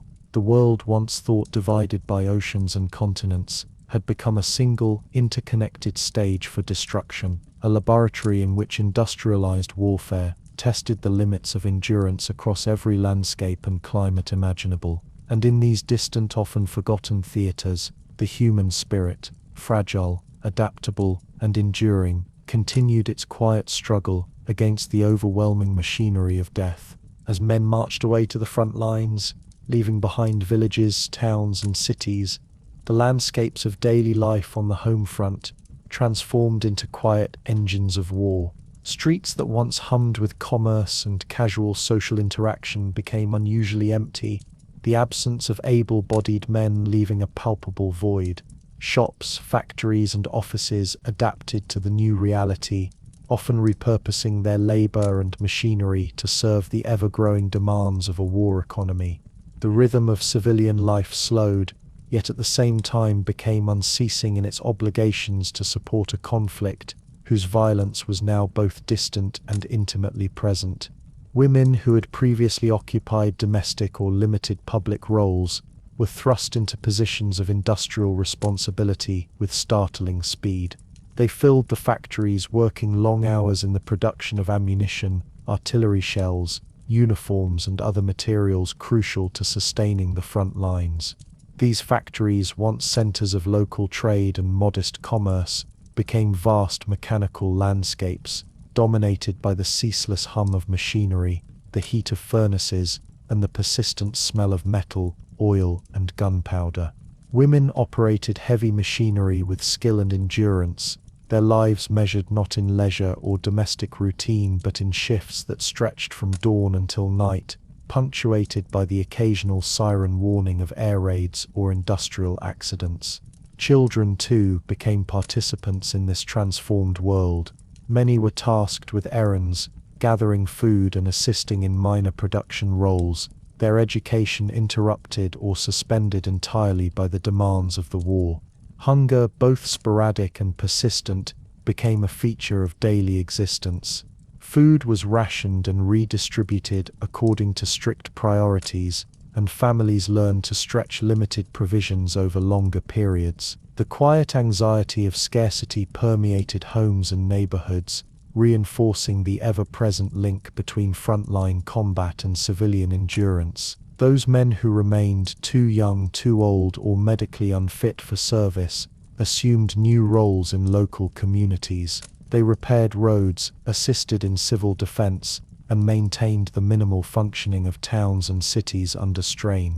Meanwhile, newspapers, propaganda, and government communication attempted to shape morale, offering reports of victories, accounts of heroism, and appeals to duty. Yet the cumulative impact of absentee fathers, brothers, and sons was visible in the emptiness of streets, the quietness of markets, and the pervasive undercurrent of uncertainty that threaded through households. The mechanization of society extended beyond the factories themselves. Wizard, the abti, the pio lie this abti, the pavafalman sove, afar this abti, and railways, ports, and logistics hubs became arteries through which the war pulsed, transporting men, equipment, and resources toward the front. In port cities, docks were alive with activity, yet the bustle was of a different character than pre-war commerce. Massive crates of shells replaced shipments of consumer goods, trains carried soldiers instead of everyday passengers, and the air carried the mixed scents of coal, salt water, and sweat. Even the small towns and rural villages became nodes in this vast logistical network, fields converted into supply depots, barns serving as storage for military equipment, and roads filled with carts, wagons, and trucks moving relentlessly toward battlefronts. Meanwhile, the war exacted psychological costs that were less visible but equally profound. Families learned to live with the uncertainty of letters delayed or lost, with the sporadic arrival of news about battles that seemed to occur in an almost mythic distance, and with the constant awareness of deaths reported in newspapers or conveyed by telegram. Life was a careful balance of adaptation and endurance, maintaining the ordinary routines of home while accommodating the extraordinary pressures of supporting armies, coping with scarcity, and sustaining communities in the absence of a significant portion of the male population. Cultural life, too, shifted under these conditions. Theaters, cinemas, and other venues for entertainment adjusted their offerings to reflect the war effort, producing propaganda films, patriotic plays, and exhibitions designed to maintain morale. Music halls played tunes of encouragement and remembrance, while art and literature began to reflect the anxieties and realities of a society under prolonged strain. Even leisure became interwoven with duty, a faint respite in a world where every resource, human, material, and emotional, was measured against the needs of total war. Rationing, industrial hazards, and the disruption of traditional commerce created profound social inequalities. While urban centers could sometimes access limited resources more effectively, rural areas often suffered more acutely from shortages. Children went hungry, workers endured grueling hours, and entire neighborhoods adjusted to the absence of men who would not return for months or years. Yet within this struggle, communities adapted, creating networks of mutual aid, shared resources, and quiet acts of resilience that allowed daily life to persist amidst scarcity and uncertainty. The home front also became an arena of psychological endurance, mirroring the physical challenges of the battlefield. Fear and anxiety became omnipresent, as air raids, Zeppelin attacks, or the distant thrum of artillery reminded civilians that the war was not distant in its consequences. Mourning and uncertainty permeated households, with families learning to accept loss as a constant companion. Yet, paradoxically, this same environment fostered resilience, ingenuity, and the capacity to persist under pressure, traits that mirrored the fortitude demanded of soldiers on the front lines. By 1916, societies across Europe were no longer merely supportive of the war, they had been transformed by it.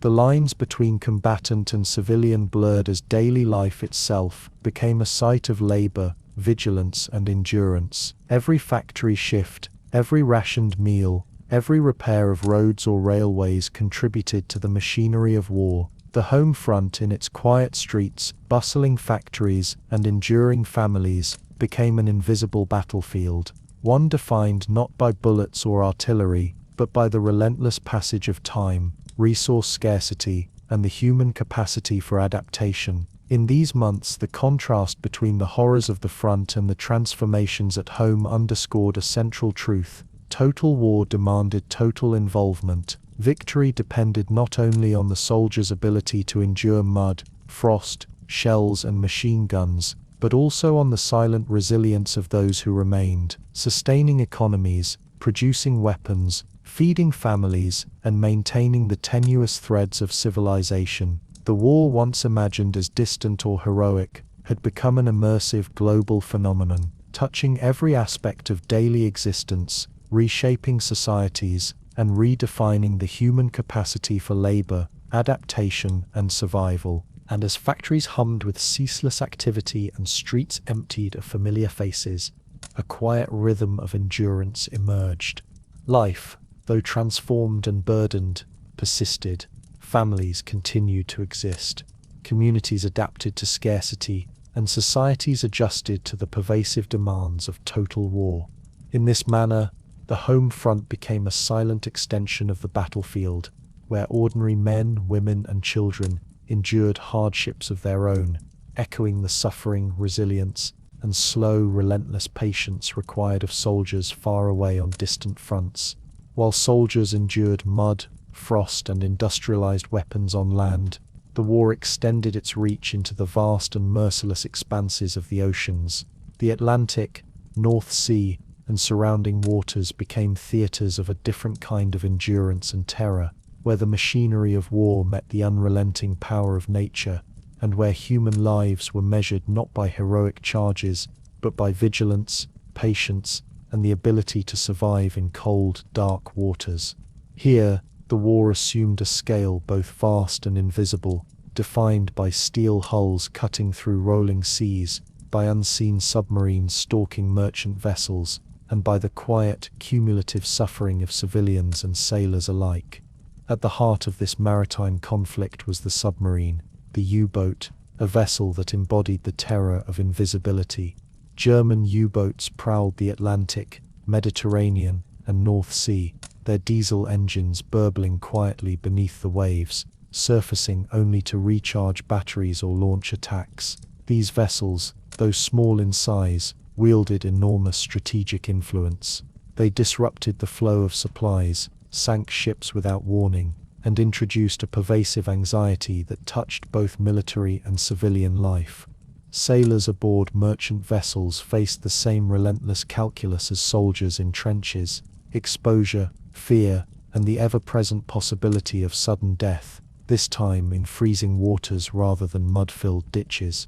Convoy systems emerged as a countermeasure, grouping merchant ships under the protection of naval escorts, including destroyers and patrol vessels. Yet even within these guarded formations, the threat of torpedoes, mines, and surprise attacks never abated. Sailors endured long stretches at sea, often in cramped, cold, and wet conditions, navigating not only the dangers of enemy fire, but also storms, rough seas, and the constant fatigue of vigilance. Food and fresh water were rationed, and sleep came in short fragments, broken by the distant thrum of propellers, the hiss of steam, or the distant echo of a ship's destruction. The psychological strain of submarine warfare mirrored, in many ways, the quiet torment of trench life. The sea itself became an instrument of anxiety, its shifting moods and hidden depths amplifying the fear of unseen attackers. Crewmen watched horizons for the faintest sign of periscope or smoke, listening for the mechanical thrum of a torpedo engine, and scanning the waters for subtle disturbances that could signal an approaching threat. The ocean, vast and indifferent, became both a battlefield and a prison, isolating men and cutting them off from news, supplies, and the familiar rhythms of land-based life. Industrialized warfare extended even into naval construction. The production of ships, engines, and armaments became a critical aspect of the broader war effort. Shipyards, often located in northern ports of Britain, Germany, and elsewhere, operated day and night, turning out steel hulls, boilers, and propellers with unceasing precision. Workers, men and women alike, labored in noisy, hot, and dangerous conditions, knowing that each ship completed was a fragile lifeline for nations threatened with isolation or starvation. The meticulous assembly of engines, the alignment of torpedo tubes, and the construction of hulls capable of withstanding both storms and gunfire reflected the same industrial precision that had transformed armies on land. Starvation, too, became a weapon of war, particularly for Britain and her allies. The German strategy of unrestricted submarine warfare aimed to cut off vital imports of food, fuel, and raw materials, forcing nations into submission through scarcity rather than direct battle. Cities and towns, already stretched by rationing on the home front, felt the cumulative pressure of disrupted supply lines. Civilians experienced hunger, anxiety, and uncertainty as shipments failed to arrive and prices soared. The war had moved into every port, every coastal city, and every household dependent on distant seas for sustenance. The U-boat campaign was also a theater of endurance and adaptation for the submariners themselves. Crews lived in cramped, dark compartments where air became foul after days submerged, and where the constant vibration and mechanical noise wore on the senses. Rations were limited, hygiene nearly impossible, and the psychological burden of invisibility, being both predator and prey, exacted a toll that was invisible to the wider public. Hours were spent in absolute stillness, listening for the distant echo of enemy ships, calculating angles, fuel and torpedo trajectories, all while maintaining the precarious balance between stealth and aggression. Naval engagements further emphasized the unpredictability of industrialized warfare. Mines, depth charges, and long-range artillery created a lethal environment for ships on the surface, while submarines struck with sudden and invisible precision. Entire fleets could be immobilized by a single encounter, and supply lines disrupted not by massed armies but by vessels too small to be seen until it was too late. Strategic planning, intelligence, and adaptation became as essential in these battles as courage or physical endurance, highlighting the mechanized, impersonal nature of modern conflict. The cumulative effect of the maritime war was profound. Nations adjusted their economies, societies, and military priorities to the omnipresence of the sea as a battlefield. Ports became fortified, convoys meticulously organized, and civilian populations subjected to rationing and regulation. The psychological impact of distant, invisible attacks was compounded by the tangible consequences of shortages, reinforcing the pervasive sense that war extended into every aspect of daily life. By 1917, the Battle of the Atlantic had become a prolonged and grueling struggle for endurance. U-boats continued to stalk convoys, while the Allies developed increasingly sophisticated countermeasures, including depth charges, sonar, and convoy coordination. Every journey across the ocean required meticulous planning, vigilance, and courage. The human cost was enormous. Thousands of sailors lost their lives to torpedoes, storms, and exhaustion, while entire nations faced the threat of starvation if supply lines faltered. The seas of steel, the oceanic battlefields dominated by submarines, convoys, and mechanized warfare, were a reminder that the war had become global, not merely in territory, but in the scope of human endurance. The rhythm of industrialized conflict, whether on land or at sea, demanded adaptation, patience, and resilience. Life, death, and survival were measured in hours and days, in meticulous calculations, and in the quiet perseverance of men navigating an indifferent and treacherous environment. And as convoys slowly crept across the Atlantic under the watchful eyes of hidden submarines, nations learned the brutal lesson of industrialized maritime warfare, that endurance, vigilance, and adaptation were as decisive as courage, and that the machinery of war, whether on land, in the air, or beneath the waves, spared no one, demanding the utmost of all who participated. While the guns, shells, and industrialized mechanisms of warfare shaped the battlefield, a quieter, less visible struggle unfolded behind the lines. The fight against injury, disease, and the psychological toll of modern war. Hospitals, field clinics, and improvised medical stations became the theaters of human endurance in ways that differed profoundly from the trenches or the seas. Here, survival was measured not only in terms of raw courage or exposure to enemy fire, but in the slow, methodical care of bodies broken by artillery, bullets, gas, and exhaustion, and in the fragile, painstaking attempts to restore minds ravaged by experiences too immense to articulate. By 1915, medical services on the Western Front had become both sophisticated and overburdened.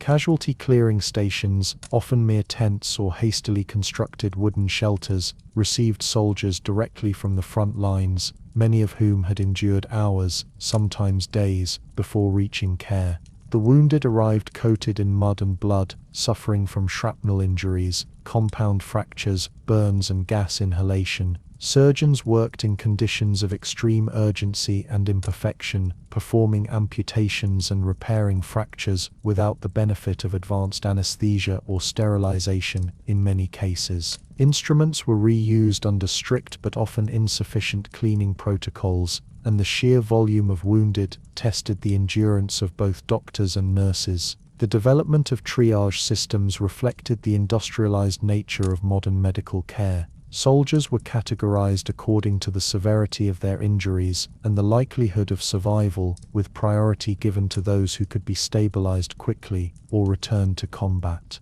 This cold calculus, though necessary in a system of mass casualties, introduced its own psychological burden for medical personnel, who witnessed daily the arbitrary and tragic fates of men whose lives were measured against efficiency rather than compassion alone. Beyond the visible wounds, the war introduced a profound awareness of the fragility of the human mind under sustained trauma. Shell shock, first widely recognized in 1915 and 1916, revealed the limits of human endurance under relentless bombardment. Soldiers who had survived machine guns, gas attacks, and trench warfare often exhibited symptoms of tremors, mutism, paralysis, nightmares, and uncontrollable fear. Early understandings of this condition were limited. Some military authorities dismissed it as cowardice, while medical professionals struggled to develop treatments in the absence of prior research. The experience of shell shock revealed that modern war inflicted damage not only on flesh but on cognition, emotion, and identity.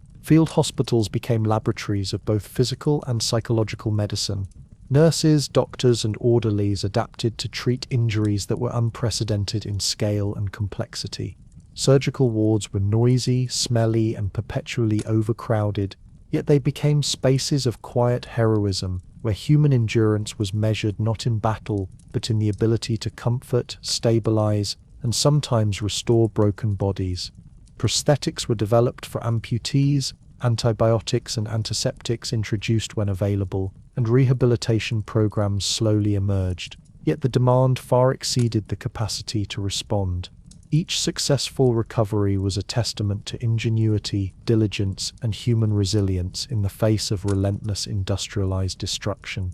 The human mind, however, proved more fragile than the body. Soldiers who returned from the front often carried invisible scars that no surgeon could repair. Nightmares, tremors, emotional detachment, and recurring panic became common among those who had witnessed sustained death and destruction.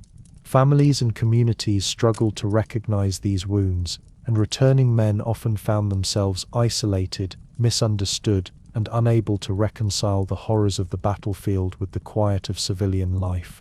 In many cases, these wounds unseen persisted long after the cessation of combat, affecting entire families, communities, and future generations. Gas attacks created a particularly insidious combination of physical and psychological injury. Survivors of chlorine, phosgene, or mustard gas inhalation often experienced chronic respiratory problems, blindness, and skin injuries. The lingering effects of chemical warfare extended beyond the immediate battlefield, producing lasting disability and suffering that compounded the psychological toll.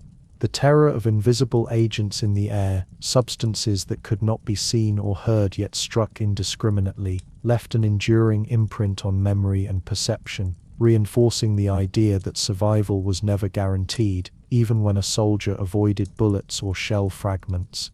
Hospitals themselves became microcosms of the industrialized war machine, where the logistics of treatment mirrored the scale of destruction. Supplies had to be rationed, beds and surgical tables rotated, and human resources stretched to the limit. Nurses, often women from across Europe and the colonies, endured grueling schedules, exposure to infection, and the emotional weight of witnessing repeated suffering. Their work, largely invisible to the wider public at the time, became essential to maintaining the fragile fabric of survival across the front lines. The interconnection of mind and body became increasingly apparent as the war progressed. Psychological trauma could exacerbate physical symptoms, while physical injuries could lead to profound emotional distress. Soldiers who survived near-fatal wounds often confronted depression, anxiety, or detachment, reflecting an early recognition of what would later be termed post-traumatic stress disorder. Military medical services began experimenting with early forms of therapy, including rest, occupational activity, and exposure treatment, but the scale of demand made systematic care impossible for the vast majority of affected men. By 1917, the experience of hospitals and medical care revealed a war fought as much on human endurance as on strategy or weaponry. Men survived bullets and bombs only to confront prolonged, painful recovery processes. Others returned home only to find that the body and mind bore marks of trauma that would never fully heal. The industrialized destruction of modern warfare had created a parallel reality in which the management of wounds, visible or invisible, became a central element of the human experience of conflict. The lessons of the medical front extended beyond treatment to understanding human resilience. Soldiers and medical personnel alike adapted to long hours, exhaustion, and limited resources, developing techniques, protocols, and small acts of ingenuity that saved lives and preserved sanity. Even amidst the overwhelming scale of injury, the quiet, meticulous work of healing became an act of endurance, a testament to the ability of human beings to respond to unprecedented suffering with skill, care, and perseverance. And as hospitals hummed with constant activity, the steady rhythm of footsteps, the faint clatter of instruments, and the whispered conversations of those attending to the wounded, it became clear that the war's reach was not limited to mud, trenches, or seas. Its impact extended into bodies and minds, leaving scars that were slow to heal, complex to understand, and enduring long after the guns fell silent. In this way, the wounds unseen became an enduring testament to the pervasive, relentless, and intimate costs of total war. Amid the slowly shifting landscapes of the Western Front, one location came to embody the relentless, grinding endurance of industrialized warfare: Verdun.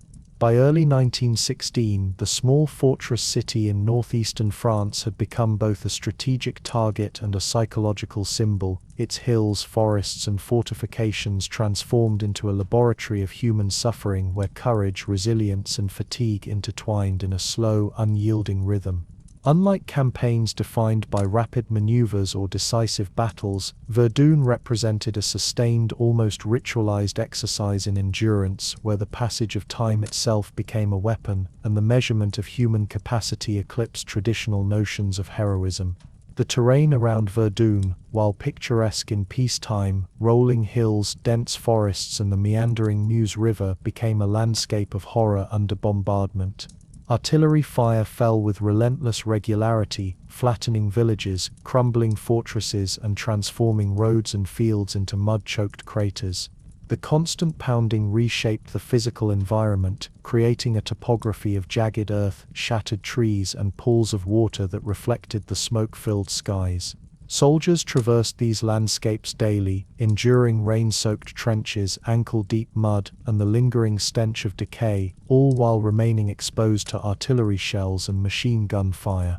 The German strategy at Verdun was clear: to bleed France white, forcing the continual rotation of troops into a cauldron of attrition. French soldiers, aware of the symbolic importance of holding the fortress city, were subjected to relentless bombardments, night and day, with relief units rotated in only after weeks of constant engagement.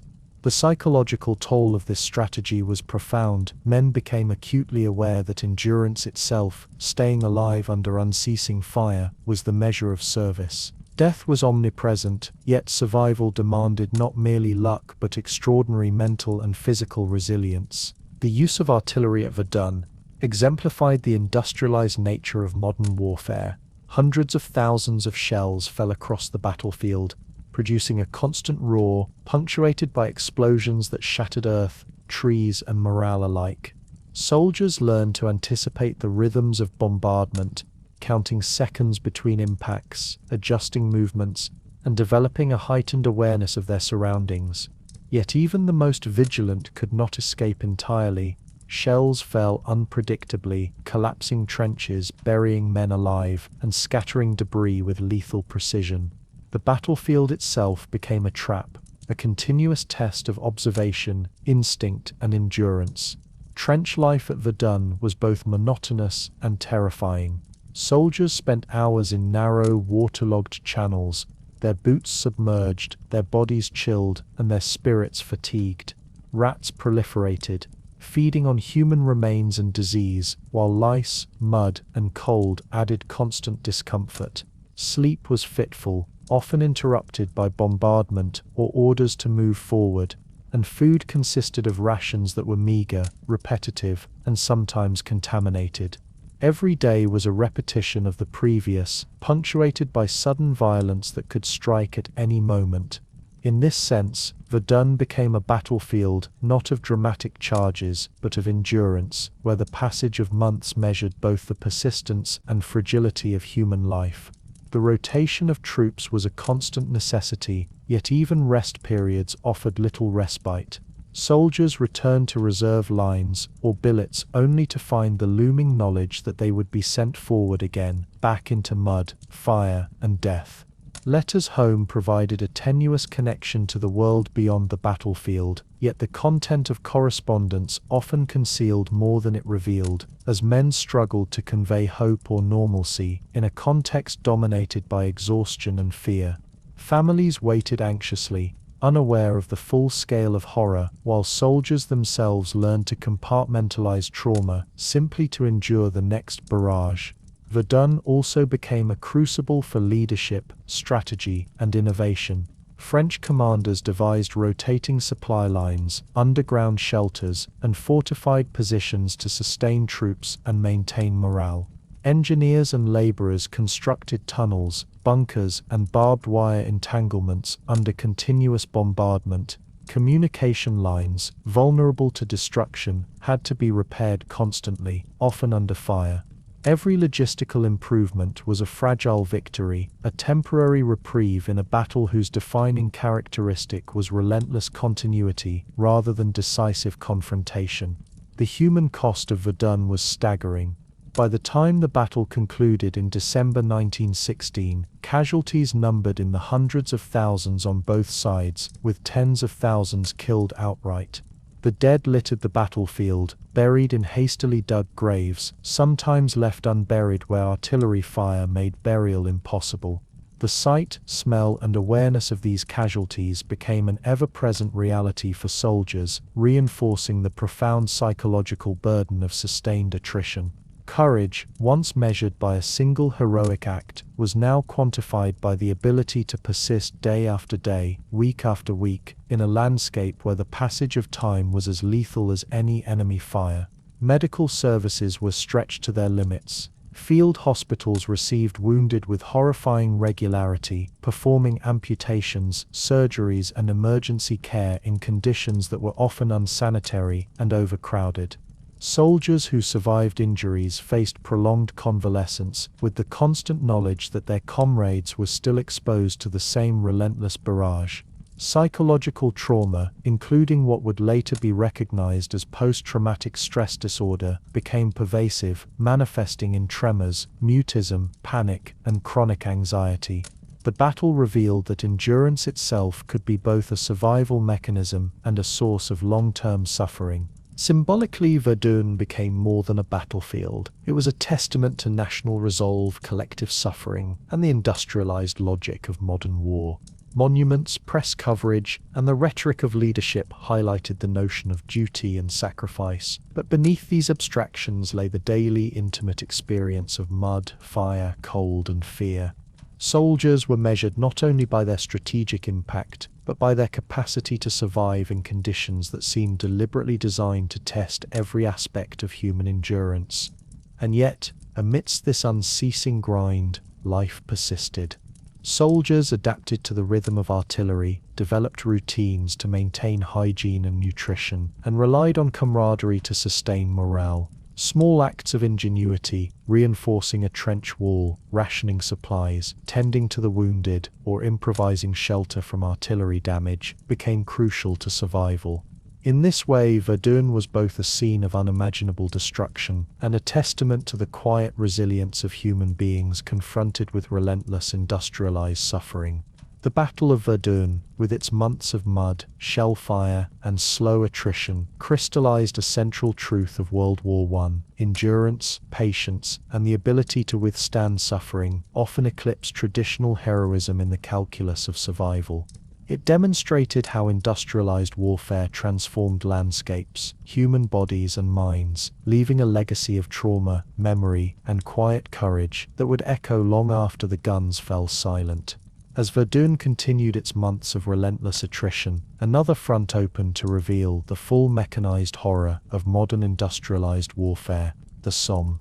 By the summer of 1916, the Somme offensive had been conceived as a strategic effort to relieve pressure on Verdun, to pierce German lines, and to reclaim territory thought crucial for operational advantage. Yet the battle, which would extend across months, became emblematic of the industrialized slaughter that defined World War I, where human life, ingenuity, and endurance were measured against the unyielding calculus of machinery, artillery, and fortification. The terrain of the Somme, a relatively gentle rolling plain before the war, was transformed by relentless bombardment into a moonscape of craters, shattered trees, and churned mud. Fields were obliterated, villages reduced to piles of brick and splintered timber, and the riverbanks scarred by trenches, dugouts, and shell holes. The landscape itself became a weapon against human movement. It was difficult to advance even a few meters without encountering the lingering dangers of unexploded ordnance, deep mud that trapped men and animals, or the precise fire of entrenched defenders. Every step forward exacted a profound physical and mental toll. Preparatory bombardments, intended to destroy enemy fortifications and barbed wire, often failed to achieve their intended purpose. Thousands of artillery shells were fired in concentrated barrages over weeks, yet German defenses, deeply entrenched in concrete bunkers, survived intact in many sectors. Soldiers emerging from their own trenches faced not merely enemy fire, but the sheer exhaustion of anticipation, the constant fear that a barrage would fall unpredictably, that no movement would go unnoticed, and that death could arrive with every step. The offensive itself was mechanized in both ambition and consequence. Infantry attacks were coordinated with artillery, but the scale of human involvement, hundreds of thousands of men, rendered traditional heroics almost irrelevant. Casualties mounted at a staggering pace. On the first day alone, July 1st, 1916, the British Army suffered nearly 60,000 casualties, the highest single-day loss in its history. Progress was measured in yards, and each advance demanded the replacement of bodies, the repair of equipment, and the continuous maintenance of morale under conditions that few could have imagined in peacetime. Trench networks at the Somme were vast, labyrinthine, and unrelenting. Men spent days crawling through communication trenches, repairing dugouts, and attempting to advance across open ground under machine gun fire. Life in the trenches mirrored that of Verdun. Mud, water, vermin, and the stench of decay were constants. Yet the Somme introduced new dimensions of mechanized horror. Tanks, still experimental, appeared on the battlefield, their slow movements accompanied by mechanical groans, offering a glimmer of tactical hope, while simultaneously terrifying both attackers and defenders unfamiliar with these new engines of war. Artillery, the defining weapon of the Somme, reshaped both bodies and landscape. Barrages obliterated earth, shattered trees, and tore through human flesh with terrifying efficiency. The repeated cycle of bombardment and attack created a rhythm of endurance. Men would prepare for the offensive under shells, march into no man's land under fire, and dig in again to await the next barrage. This relentless pattern, repeated day after day, emphasized the war's mechanized logic. The value of human life was quantified against the efficiency of artillery and the strategic necessity of occupying territory, however limited. The psychological toll was immense. Soldiers experienced shell shock, anxiety, and despair, witnessing comrades fall in the constant interplay of fire and mud. The horror of mechanized slaughter extended beyond immediate death. Lingering injuries, disfigurement, and the omnipresent threat of artillery made every moment a test of human endurance. Small victories, such as capturing a few meters of trench, were celebrated privately, yet publicly, the narrative emphasized heroism, duty, and perseverance, masking the grim arithmetic of survival against industrialized violence. Medical services at the Somme faced extraordinary strain. Field hospitals and casualty clearing stations were inundated with wounded, many suffering catastrophic injuries from artillery shrapnel or machine gun fire. Amputations, often performed without adequate anesthesia or antiseptic conditions, became routine. Soldiers with broken limbs, concussions, or severe gas exposure endured slow journeys to safety, navigating terrain that was both physically and psychologically hostile. Nurses, doctors, and orderlies labored under exhaustion, exposed to the constant threat of bombardment, yet their work became an essential lifeline in a battle defined by relentless human attrition. The human cost of the Somme extended beyond immediate casualties. Families and communities endured months of anxiety as news trickled home in letters or official dispatches. Rationing, disrupted communications, and the constant fear for loved ones mirrored the experiences of civilians on other fronts, reinforcing the interconnectedness of military and social endurance. The battle, while fought on open fields and in trenches, had reverberations across entire nations, shaping public consciousness and the collective understanding of modern warfare. By November 1916, the offensive had ground to a slow, unsteady conclusion. Gains were measured in kilometers rather than miles, and the cost in human life was staggering: over 1 million soldiers wounded, missing, or killed. The landscape, irrevocably altered, bore the imprint of mechanized destruction, while the human spirit was tested in ways that extended beyond courage or heroism. Endurance, adaptation, and survival became the defining qualities, emphasizing the war's transformation from traditional combat to industrialized, sustained slaughter. The Somme, like Verdun, demonstrated the fundamental logic of World War I, the weaponization of time, terrain, and human endurance. Progress was slow, measured in the incremental capture of ground, and each advance exacted a tremendous toll. Industrialized weaponry had transformed not only the methods of combat, but also the experience of war itself, rendering human beings both tools and victims of mechanized strategy. And as the months of summer faded into autumn, the fields of the Somme remained scarred by mud, craters, and shattered fortifications. The corpses of men and animals, the remnants of artillery, and the battered trenches testified to the relentless grind of mechanized warfare.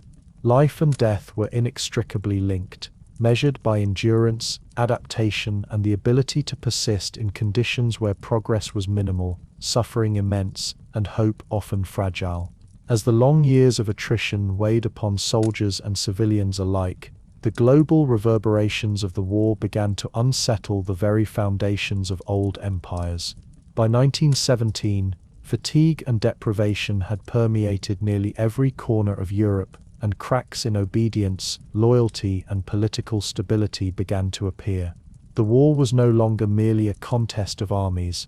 It had become a profound test of social cohesion, governance, and the resilience of political structures that had once seemed immutable. The world itself seemed to tremble beneath the weight of conflict as revolutions, mutinies, and strikes began to reshape the human and political landscape.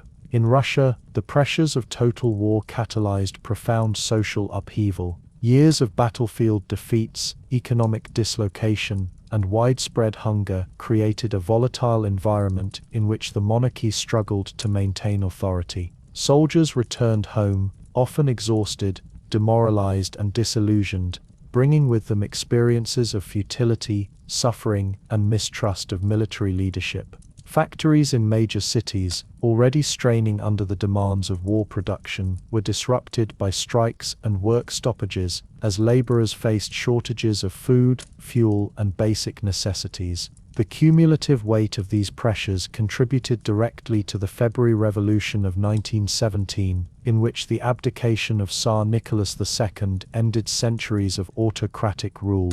The political vacuum in Russia quickly deepened with the rise of the provisional government and the increasingly assertive Soviets. Soldiers, workers, and peasants found themselves participating in debates and decisions about the conduct of the war, the distribution of land, and the restructuring of society. This period of political experimentation, while dynamic and hopeful for some, further destabilized the Russian front.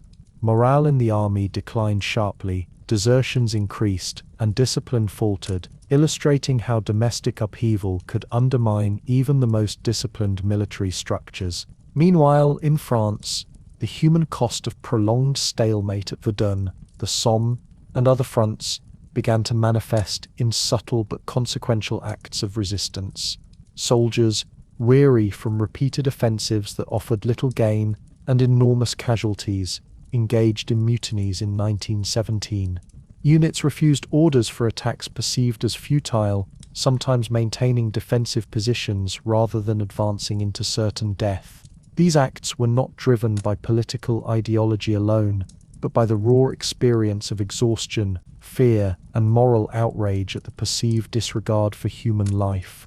Command structures responded with a combination of punishment, negotiation, and careful restoration of morale, highlighting the delicate balance between discipline and human endurance in industrialized warfare. The broader European context mirrored these fractures. In Italy, Austria-Hungary, and Germany, war weariness became a pervasive social phenomenon. Industrial production struggled to meet the demands of sustained combat, transportation networks faltered, and the civilian populations faced increasing shortages of food, clothing, and fuel. Strikes, protests, and acts of sabotage reflected the limits of obedience and the growing awareness that the war, far from being a temporary crisis, had become an all-encompassing disruption of life itself. These domestic pressures amplified the psychological toll on soldiers, who were acutely aware that the societies they fought to protect were themselves fraying under stress. In Germany, the strain of unrestricted submarine warfare and prolonged attrition on the western and eastern fronts coincided with shortages of basic necessities, creating tension between the civilian population and military authorities. Cities experienced food rationing, and the winter of 1916-1917 was particularly harsh, magnifying discontent. Political agitation, including the emergence of socialist and revolutionary movements, foreshadowed the broader collapse that would follow in 1918. The war, initially envisioned as a mechanism for national assertion, had become a force exposing systemic vulnerabilities, demanding endurance far beyond the battlefield. The intertwining of revolution, mutiny, and industrial strain reflected a broader truth about total war. It touched every level of society, making civilians participants in a conflict that had once seemed remote and heroic. Soldiers, returning briefly from the front or observing the home front through letters and newspapers, perceived the dislocation and unrest, which in turn affected morale, cohesion, and the willingness to continue participating in offensives. The war's human toll was no longer confined to the battlefield. It had entered homes, factories, and political assemblies, where endurance, patience, and adaptability were tested in new and profound ways. Even as governments struggled to maintain authority, the cultural and social responses to the war intensified. Art, literature, and journalism began to reflect skepticism, fatigue, and the psychological weight of sustained conflict. Propaganda campaigns attempted to bolster morale and national unity, yet the lived experiences of hunger, loss, and exhaustion often undercut these efforts. Ordinary citizens, soldiers, and laborers alike were caught in a continuous cycle of expectation, deprivation, and endurance, illustrating that modern war extended its reach far beyond the battlefield. By the end of 1917, the cracks in obedience were undeniable. Political revolutions, military mutinies, and labor unrest highlighted the limits of endurance for both populations and armies. The war's cumulative pressures had exposed vulnerabilities in empires once considered stable, demonstrating that industrialized total war demanded resilience at every level of human organization. Survival depended not only on weapons or tactics, but on the capacity to adapt, to persist under conditions of scarcity, and to maintain a sense of order amid widespread disruption. The experiences of 1917 underscored a central truth. As the war dragged on, victory could no longer be measured merely by territory gained or battles won. It was measured by endurance of soldiers at the front, of workers in factories, and of societies under strain. Revolutions, mutinies, and social unrest were not anomalies. They were predictable outcomes of a conflict that consumed resources, morale, and human spirit at unprecedented rates.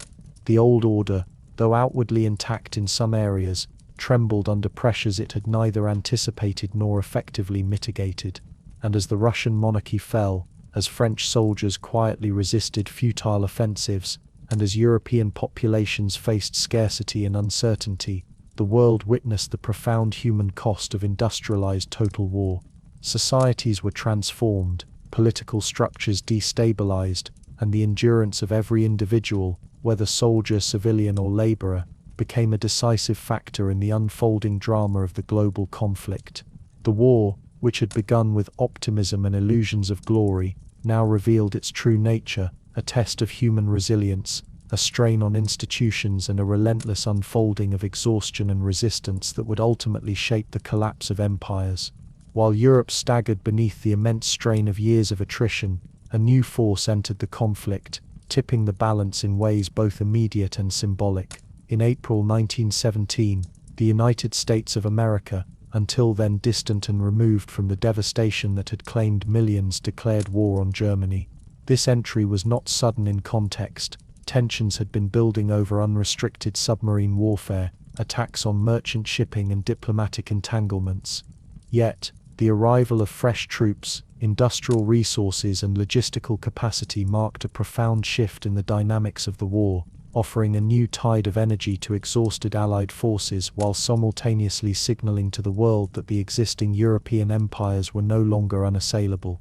The impact of American involvement was both material and psychological. Trains, ships, and ports became arteries for the transportation of men, munitions, and supplies across the Atlantic, creating a continuous flow of reinforcement that contrasted sharply with the attrition and exhaustion that had characterized European armies for years. Soldiers arriving from the United States faced their own challenges, acclimating to the mud and horror of trench warfare, learning the rhythms of sustained artillery barrages, and witnessing firsthand the devastation wrought by years of industrialized combat. Yet even inexperienced, these fresh forces brought hope to commanders and a tangible shift in morale across beleaguered armies. While the Allies gained new strength, the Central Powers, particularly Germany, Austria-Hungary, and the Ottoman Empire, were visibly faltering.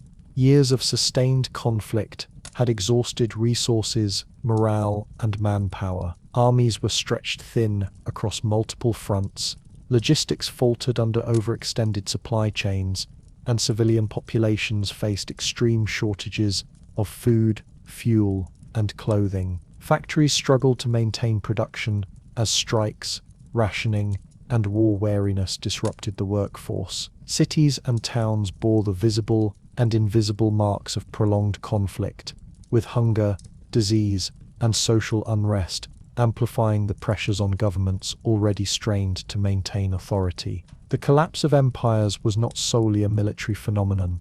It was deeply intertwined with social and political transformations. In Austria-Hungary, nationalist tensions within the multi-ethnic empire reached a breaking point. Soldiers of diverse linguistic and cultural backgrounds, already weary from endless campaigns, became increasingly indifferent to imperial command. Revolts and desertions multiplied, revealing the fragility of a political system that had once seemed enduring. The intricate alliances and structures of monarchy and bureaucracy could not withstand the relentless pressure of prolonged war combined with rising nationalist consciousness. Germany, facing the arrival of American forces and the cumulative strain of prolonged offensives on the Western Front, experienced both physical and psychological erosion of its military capacity. Soldiers, many of whom had endured years of trench warfare, food shortages, and repeated offensives, began to lose cohesion. Mutinies, desertions, and declining morale foreshadowed the eventual collapse of the front. Civilians, likewise, struggled with rationing, inflation, and the constant anxiety induced by aerial bombardment and naval blockade. The industrial and social endurance of the nation, already stretched to the breaking point, began to fail under the pressure of combined military and economic attrition. The Ottoman Empire, engaged across multiple fronts in the Middle East and Eastern Europe, confronted similar crises. Supply lines were stretched across deserts and mountains. Disease and famine weakened both armies and civilian populations, and political authority began to erode as military defeats mounted. In this context, the entry of the United States symbolized a profound rebalancing of global power. An empire distant from the initial outbreak of conflict was now shaping the outcome of battles in Europe. While the old empires of the continent faltered under exhaustion, overstretch, and the cumulative costs of industrialized warfare, the strategic and psychological effect of American involvement extended beyond sheer numbers. The presence of fresh, well-supplied troops reinforced Allied morale and encouraged bold operations, while the knowledge that new resources could sustain prolonged offensives placed additional pressure on the Central Powers. Every battle now carried not only immediate tactical significance, but also the looming shadow of inexorable reinforcement, a reminder that endurance alone would no longer suffice against a tide of fresh manpower and industrial output. Civilian populations across Europe watched these shifts with a mixture of relief, anxiety, and resignation. In cities, towns, and villages, the arrival of American supplies, munitions, and money was contrasted sharply with visible shortages and hardships at home. Letters, newspapers, and reports transmitted the scale of these changes, reinforcing the perception that the old order, centuries-old empires once considered invulnerable, was now weakening under the combined forces of sustained military attrition, social unrest, and the entry of a distant but formidable power.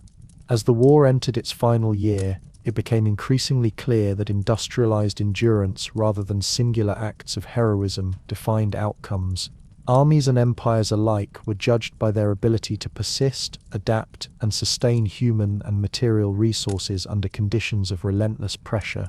The American entry accelerated this calculus, providing both a literal and symbolic infusion of energy to exhausted Allied forces, while simultaneously magnifying the visible fractures in European empires that had already been weakened by prolonged conflict. And so, as troops from the United States poured into France, while German, Austro-Hungarian, and Ottoman forces struggled to maintain coherence across multiple fronts, the war shifted decisively toward its conclusion. The old empires staggered, their resources depleted, their societies strained, and their authority increasingly contested. The human capacity for endurance, in the trenches, at sea, in factories, and in cities, had been tested to its limits, and the arrival of a new distant force highlighted that survival in modern war demanded not only courage but the relentless replenishment of men, machines, and morale. The stage was set for the final months of combat, in which the collapse of centuries-old structures would unfold alongside the ultimate triumphs and tragedies of industrialized endurance. By the spring of 1918, the war had reached a critical, almost inevitable climax. The Central Powers, weakened by years of attrition, social unrest, and the inflow of fresh American troops, launched their final grand gambit, a series of desperate offensives on the Western Front, collectively known as the Kaiserschlacht, or Spring Offensive. The strategic calculus was clear: strike decisively before Allied forces could fully integrate the reinforcements arriving from across the Atlantic. Yet even in its ambition, the offensive reflected the limitations imposed by exhaustion, logistical strain, and the sheer depletion of human and material resources that had accumulated over 4 years of industrialized warfare. The landscape of northern France, already scarred by years of combat, was a setting both familiar and terrifying for soldiers. Trenches, mud, craters, and shattered villages bore silent testimony to countless battles past, while barbed wire, machine gun nests, and artillery emplacements reflected the continuous evolution of defensive engineering.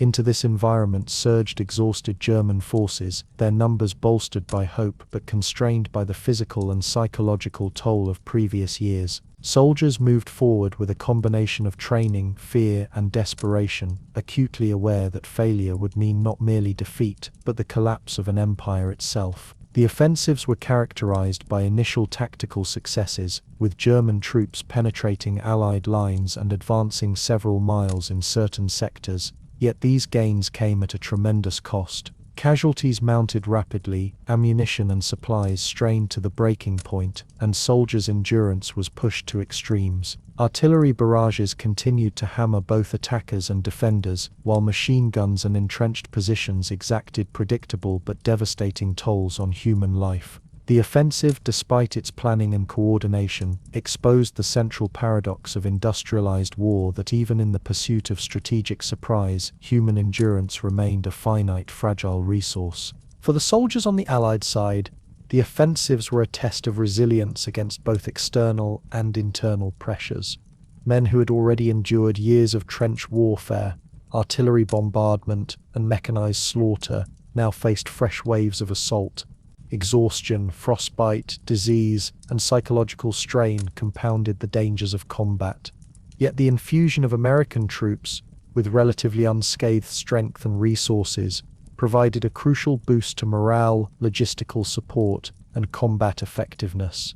The contrast between seasoned, battle-weary veterans and fresh arrivals underscored the centrality of endurance and replenishment in determining the outcome of modern warfare.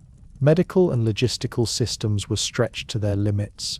Field hospitals struggled to cope with the simultaneous influx of casualties from the German offensives and ongoing smaller skirmishes. Surgeons and nurses worked tirelessly in environments that were perpetually dangerous and chaotic, improvising solutions, performing repeated triage, and attempting to preserve the fragile line between life and death.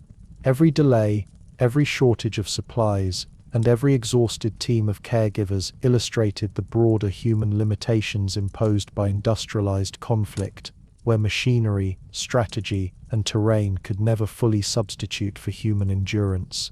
The German offensives ultimately faltered, not because of tactical failure alone, but because the human and material reserves of the Central Powers had been exhausted.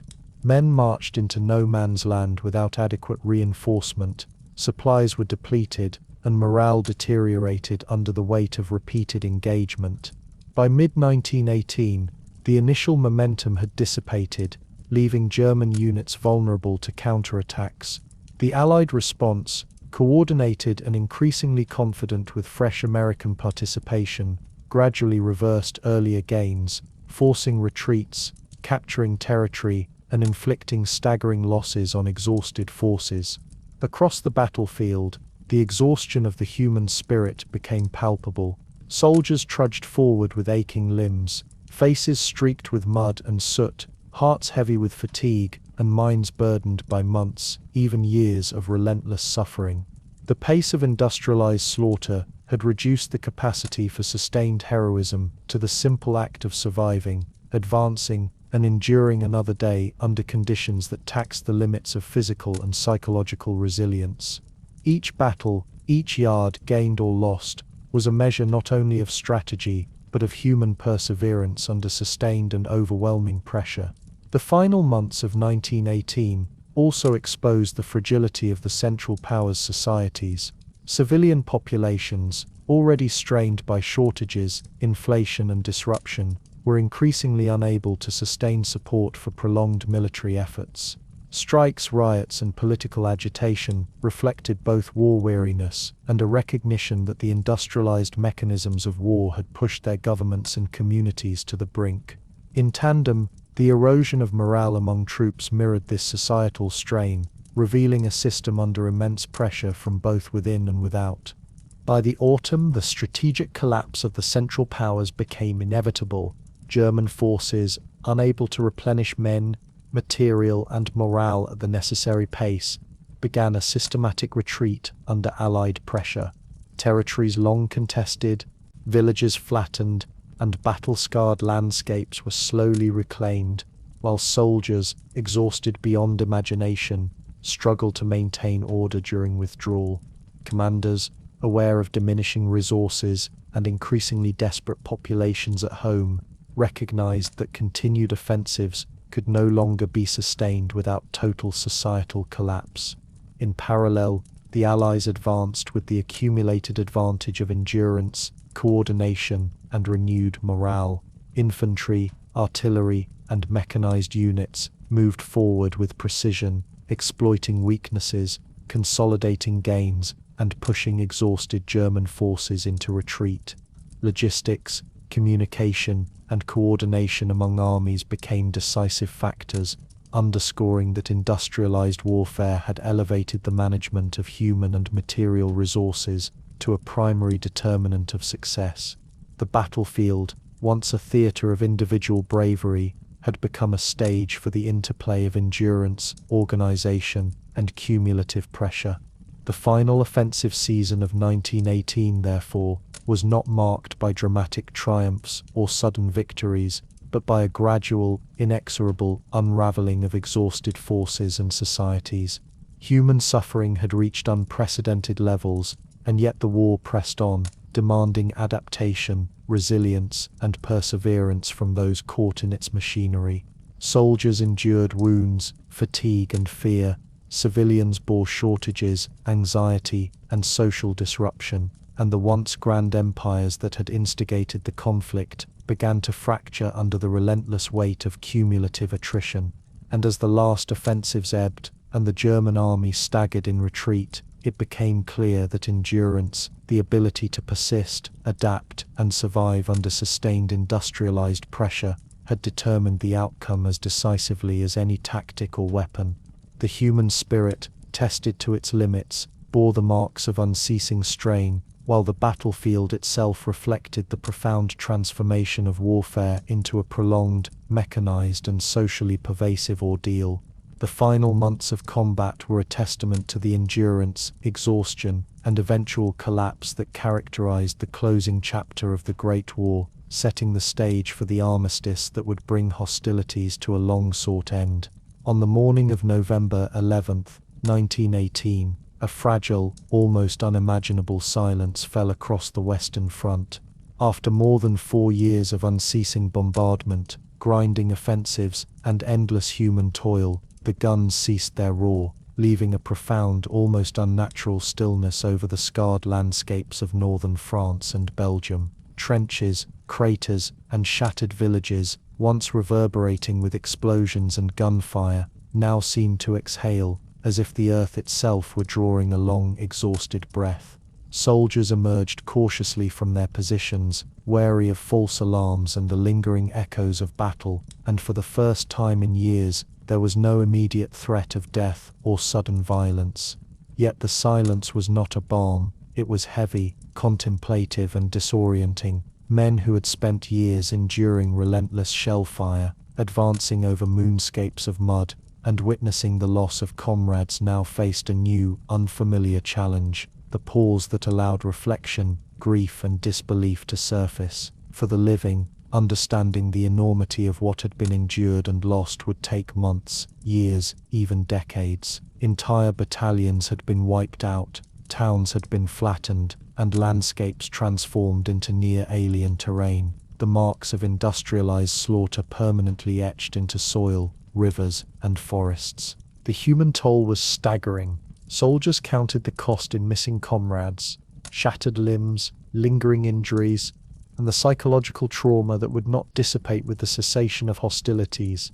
Families back home who had endured years of anxiety and deprivation received news that ranged from relief to profound mourning, as death, injury, and disappearance became concrete rather than abstract. Letters written in hope and fear, diaries filled with incremental horror, and telegrams announcing final casualties all converged to reveal a scale of human loss previously unimaginable. The landscape itself seemed to mourn. Villages reduced to rubble, forests stripped bare by artillery, and fields pocked with shell craters bore silent testimony to the unrelenting nature of mechanized warfare. Rivers and canals, once placid and familiar, were contaminated with debris, remnants of munitions, and the detritus of armies. Trenches and fortifications remained, hollow and eerie, as if the earth were reluctant to release the memory of conflict that had scarred it so deeply. The silence of November 11th was therefore not merely the absence of sound, but the profound presence of memory, grief, and the weight of accumulated suffering. Medical personnel who had labored tirelessly throughout the war now confronted the aftermath of their efforts in a quieter context. Hospitals continued to function, yet the frenetic pace of casualties had slowed, leaving space for reflection on what had been lost. Soldiers suffering from physical injuries, shell shock, and lingering illness faced a new challenge, adjusting to life without the immediate structure, purpose, and urgency of frontline service. Communities of caregivers, veterans, and civilians were now left to reconcile the skills honed in the machinery of war with the uncertainties of peace, a transition as psychologically complex as any battlefield maneuver. In cities and towns, the initial relief of the armistice coexisted with confusion, sorrow, and practical concern. Food shortages, inflation, and infrastructure damage persisted, reminding survivors that the war's consequences were not limited to those who had fought. Factories, transportation networks, and social services were disrupted, and entire regions required reconstruction. For civilians, the armistice did not erase suffering, it merely shifted the context in which that suffering would be confronted, from immediate survival to the slow work of societal and personal recovery. The dead remained a constant presence. Mass graves, battlefield burials, and the scattered remnants of soldiers left behind in no man's land testified to the scale of the human catastrophe. Many bodies would never be recovered.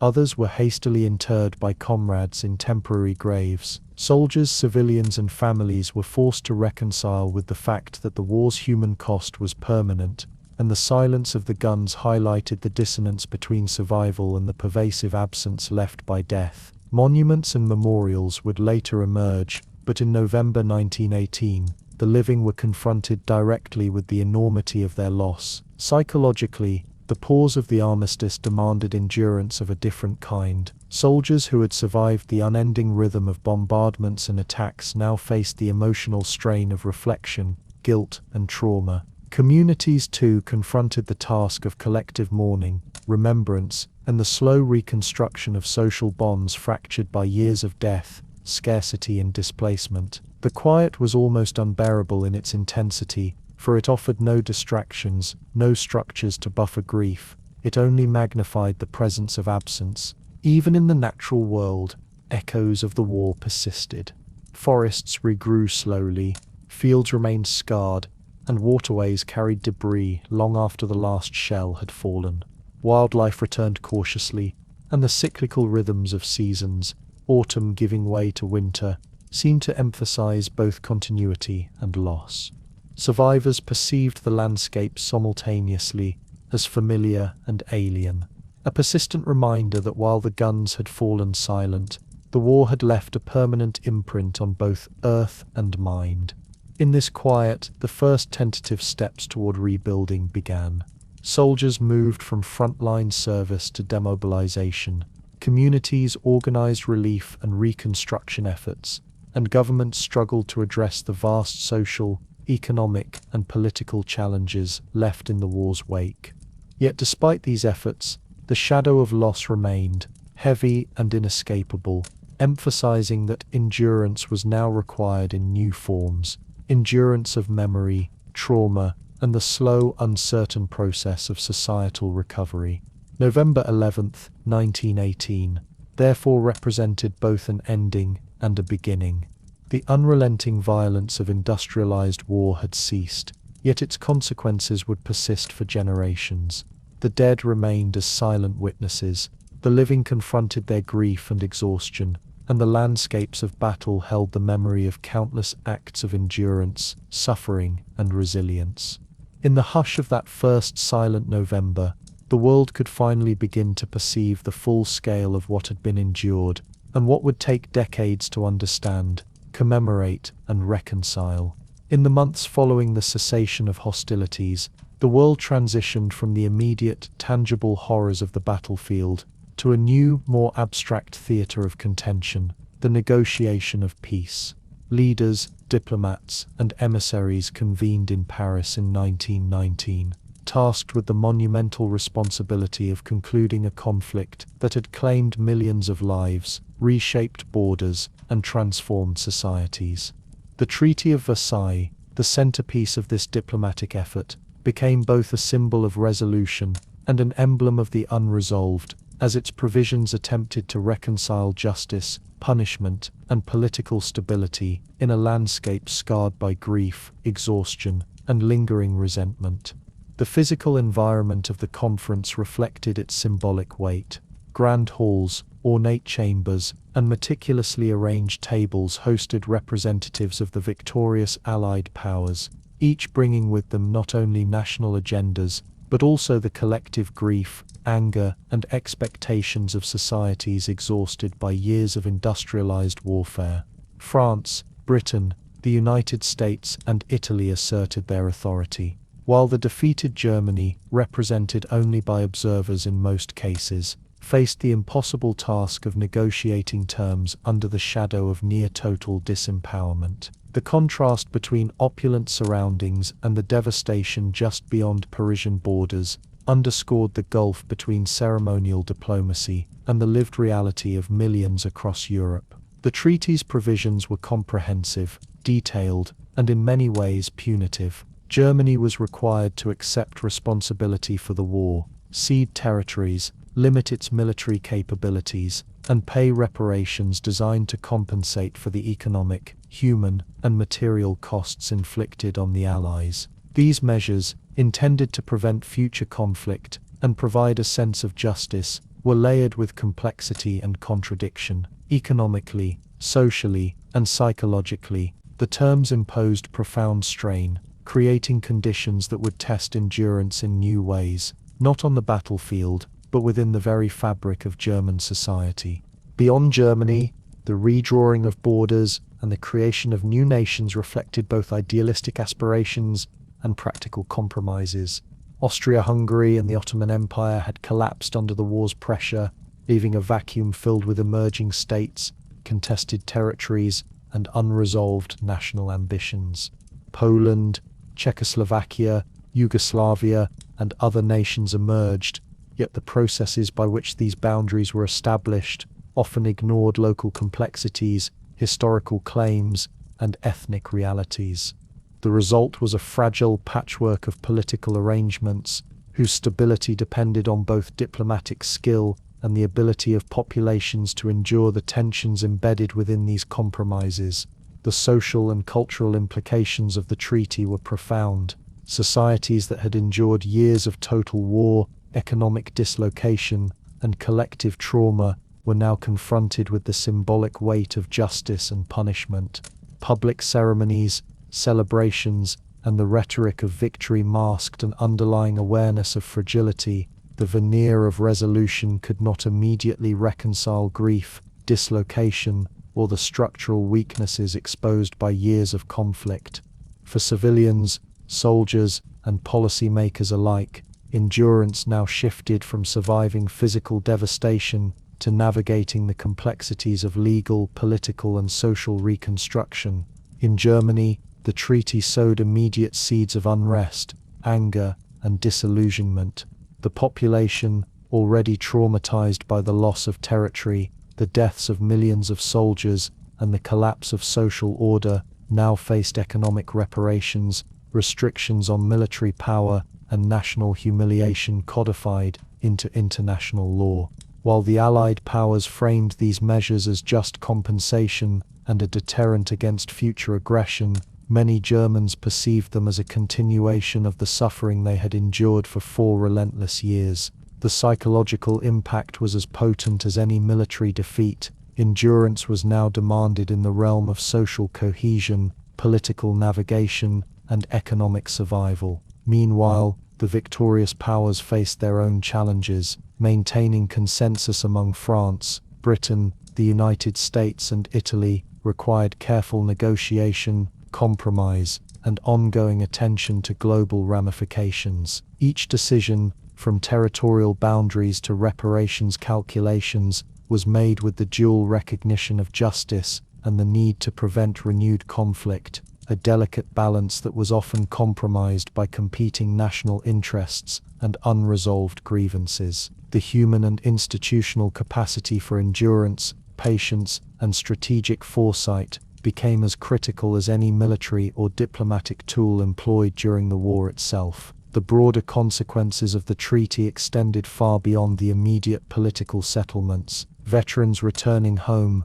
civilian populations rebuilding destroyed cities, and governments struggling to restore infrastructure were now engaged in a new form of endurance, adapting to post-war society while managing the legacies of trauma, dislocation, and disrupted social structures. Education, healthcare, employment and housing all demanded attention, yet resources were limited and social tensions simmered. In this context, the peace settlement, though ostensibly final, represented not closure, but the beginning of another arduous chapter in human resilience. Culturally and psychologically, the Treaty of Versailles became a lens through which the war's cumulative suffering could be interpreted, contested, and memorialized. Monuments, commemorations, literature, and art began to process collective grief, celebrate endurance, and attempt to make sense of the human cost of industrialized warfare.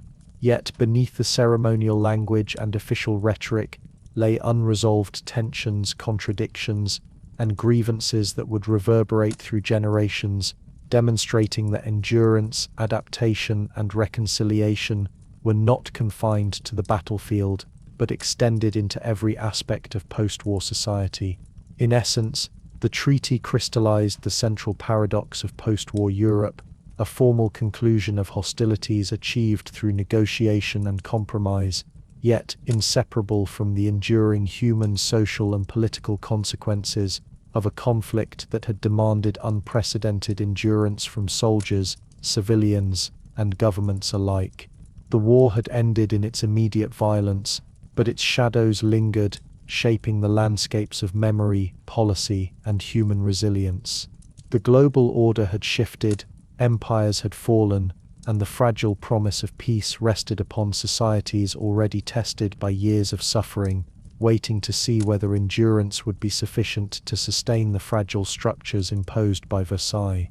As the immediate violence of the Great War receded, the soldiers who had survived trudged back into landscapes that were themselves transformed by the conflict. Cities, towns, and villages bore the physical and symbolic scars of years of industrialized combat, streets shattered by artillery, buildings reduced to rubble, and infrastructure ruptured in ways that would require decades to restore.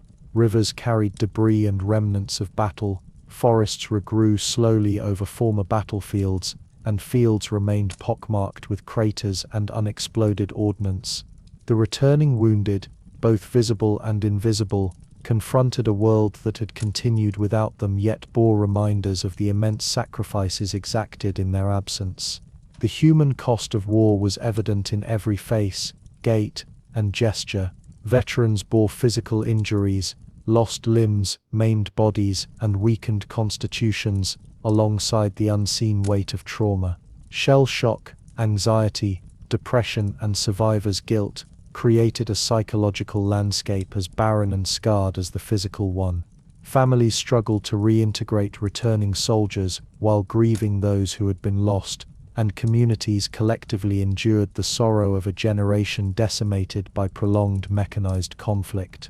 Every interaction, celebration, and civic ritual became infused with the memory of absence, a constant reminder of the fragility of life and the endurance required to survive. Societies began the painstaking work of reconstruction, not only of buildings and infrastructure, but also of social cohesion.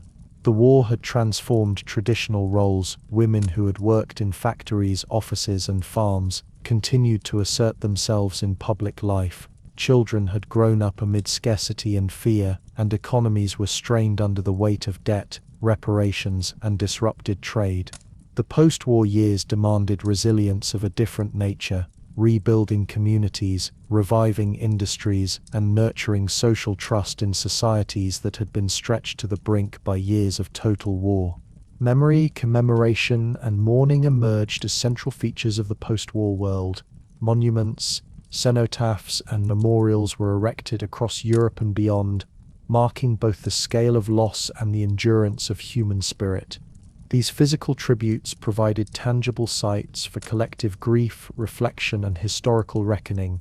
Poetry, literature, and visual art captured the intimate experiences of suffering and endurance, translating the sensory and emotional realities of trench life, bombardment, and survival into forms that could be shared, studied, and remembered.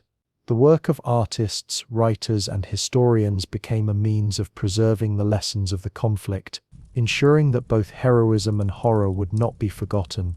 The psychological and cultural landscape of Europe was deeply reshaped. The silence that followed the armistice allowed grief, reflection, and disillusionment to surface, revealing the depth of endurance that the human spirit had demanded. Societies grappled with the tension between celebration and mourning, victory and loss, reconstruction and memory. Educational systems, civic ceremonies, and public rituals sought to honor sacrifice while attempting to provide a narrative of continuity and hope. The war had introduced a scale of suffering, endurance, and technological transformation that would forever alter expectations of both military and societal resilience. On a global scale, the aftermath of World War I heralded profound changes in political, economic, and social structures. Empires had fallen, borders redrawn, and new nations emerged, while international institutions such as the League of Nations attempted to codify mechanisms for collective security and the prevention of future conflict. Yet the shadows of the war, trauma, loss, and unresolved grievances persisted, illustrating that human endurance extended beyond immediate survival to the capacity to navigate the uncertainties of a transformed world. The seeds of modernity had been sown amid destruction, necessitating adaptation to new political realities, technological transformations, and social expectations. The physical remnants of the war, abandoned trenches, shattered artillery, and scarred landscapes, served as both warnings and reminders. Survivors traversed these spaces as a testament to resilience, reflecting on both the futility and necessity of endurance in a world shaped by industrialized slaughter. Monuments were not merely commemorative, they were didactic, preserving lessons about the human costs of conflict and the demands placed upon societies, governments, and individuals by modern warfare. Literature and art extended these lessons into memory, capturing both the external devastation and the internal endurance required to survive. The poetry and literature of the post-war years crystallized the intimate realities of human suffering. Letters from soldiers, memoirs, and collected testimonies conveyed the relentless rhythm of shellfire, mud, and monotony, the invisible injuries of shell shock, fear, and despair, and the quiet heroism of simply surviving under conditions of unimaginable strain. Communities, while attempting to normalize daily life, were constantly reminded of the magnitude of loss, as every festival, celebration, and public event carried echoes of absence, endurance, and sacrifice. The war's legacy persisted not only in monuments and literature but also in political and societal consciousness. Populations, having witnessed the extreme capacities of industrialized violence, began to reconsider the nature of international relations, the obligations of governments to their citizens, and the costs of national ambition. Societies were forever altered, carrying both the memory of endurance and the cautionary lessons of collective vulnerability. Education, civic discourse, and cultural memory sought to transmit these lessons to future generations, acknowledging both heroism and horror as inseparable aspects of the war's legacy. In the final analysis, the shadows that remained after the Great War were as pervasive as they were invisible. The wounded returned to broken cities, veterans confronted the permanence of trauma, and societies labored to reconstruct both physical and moral frameworks. Monuments rose to mark sacrifice, literature captured the silent suffering of millions, and collective memory became a vessel for endurance, grief, and historical understanding. The world stepped into modernity forever altered, technologically advanced, socially transformed, politically unsettled, and culturally reflective. The human capacity to endure, adapt, and remember had been tested to unprecedented limits, leaving a generation forever defined by the shadows of a conflict that demanded everything and gave back only fragments of hope. And so the story of World War I, its battles, exhaustion, revolutions, and fragile peace, concludes not with the clamor of victory, but in the quiet, enduring contemplation of what was lost, what survived, and what would shape the modern world for generations to come.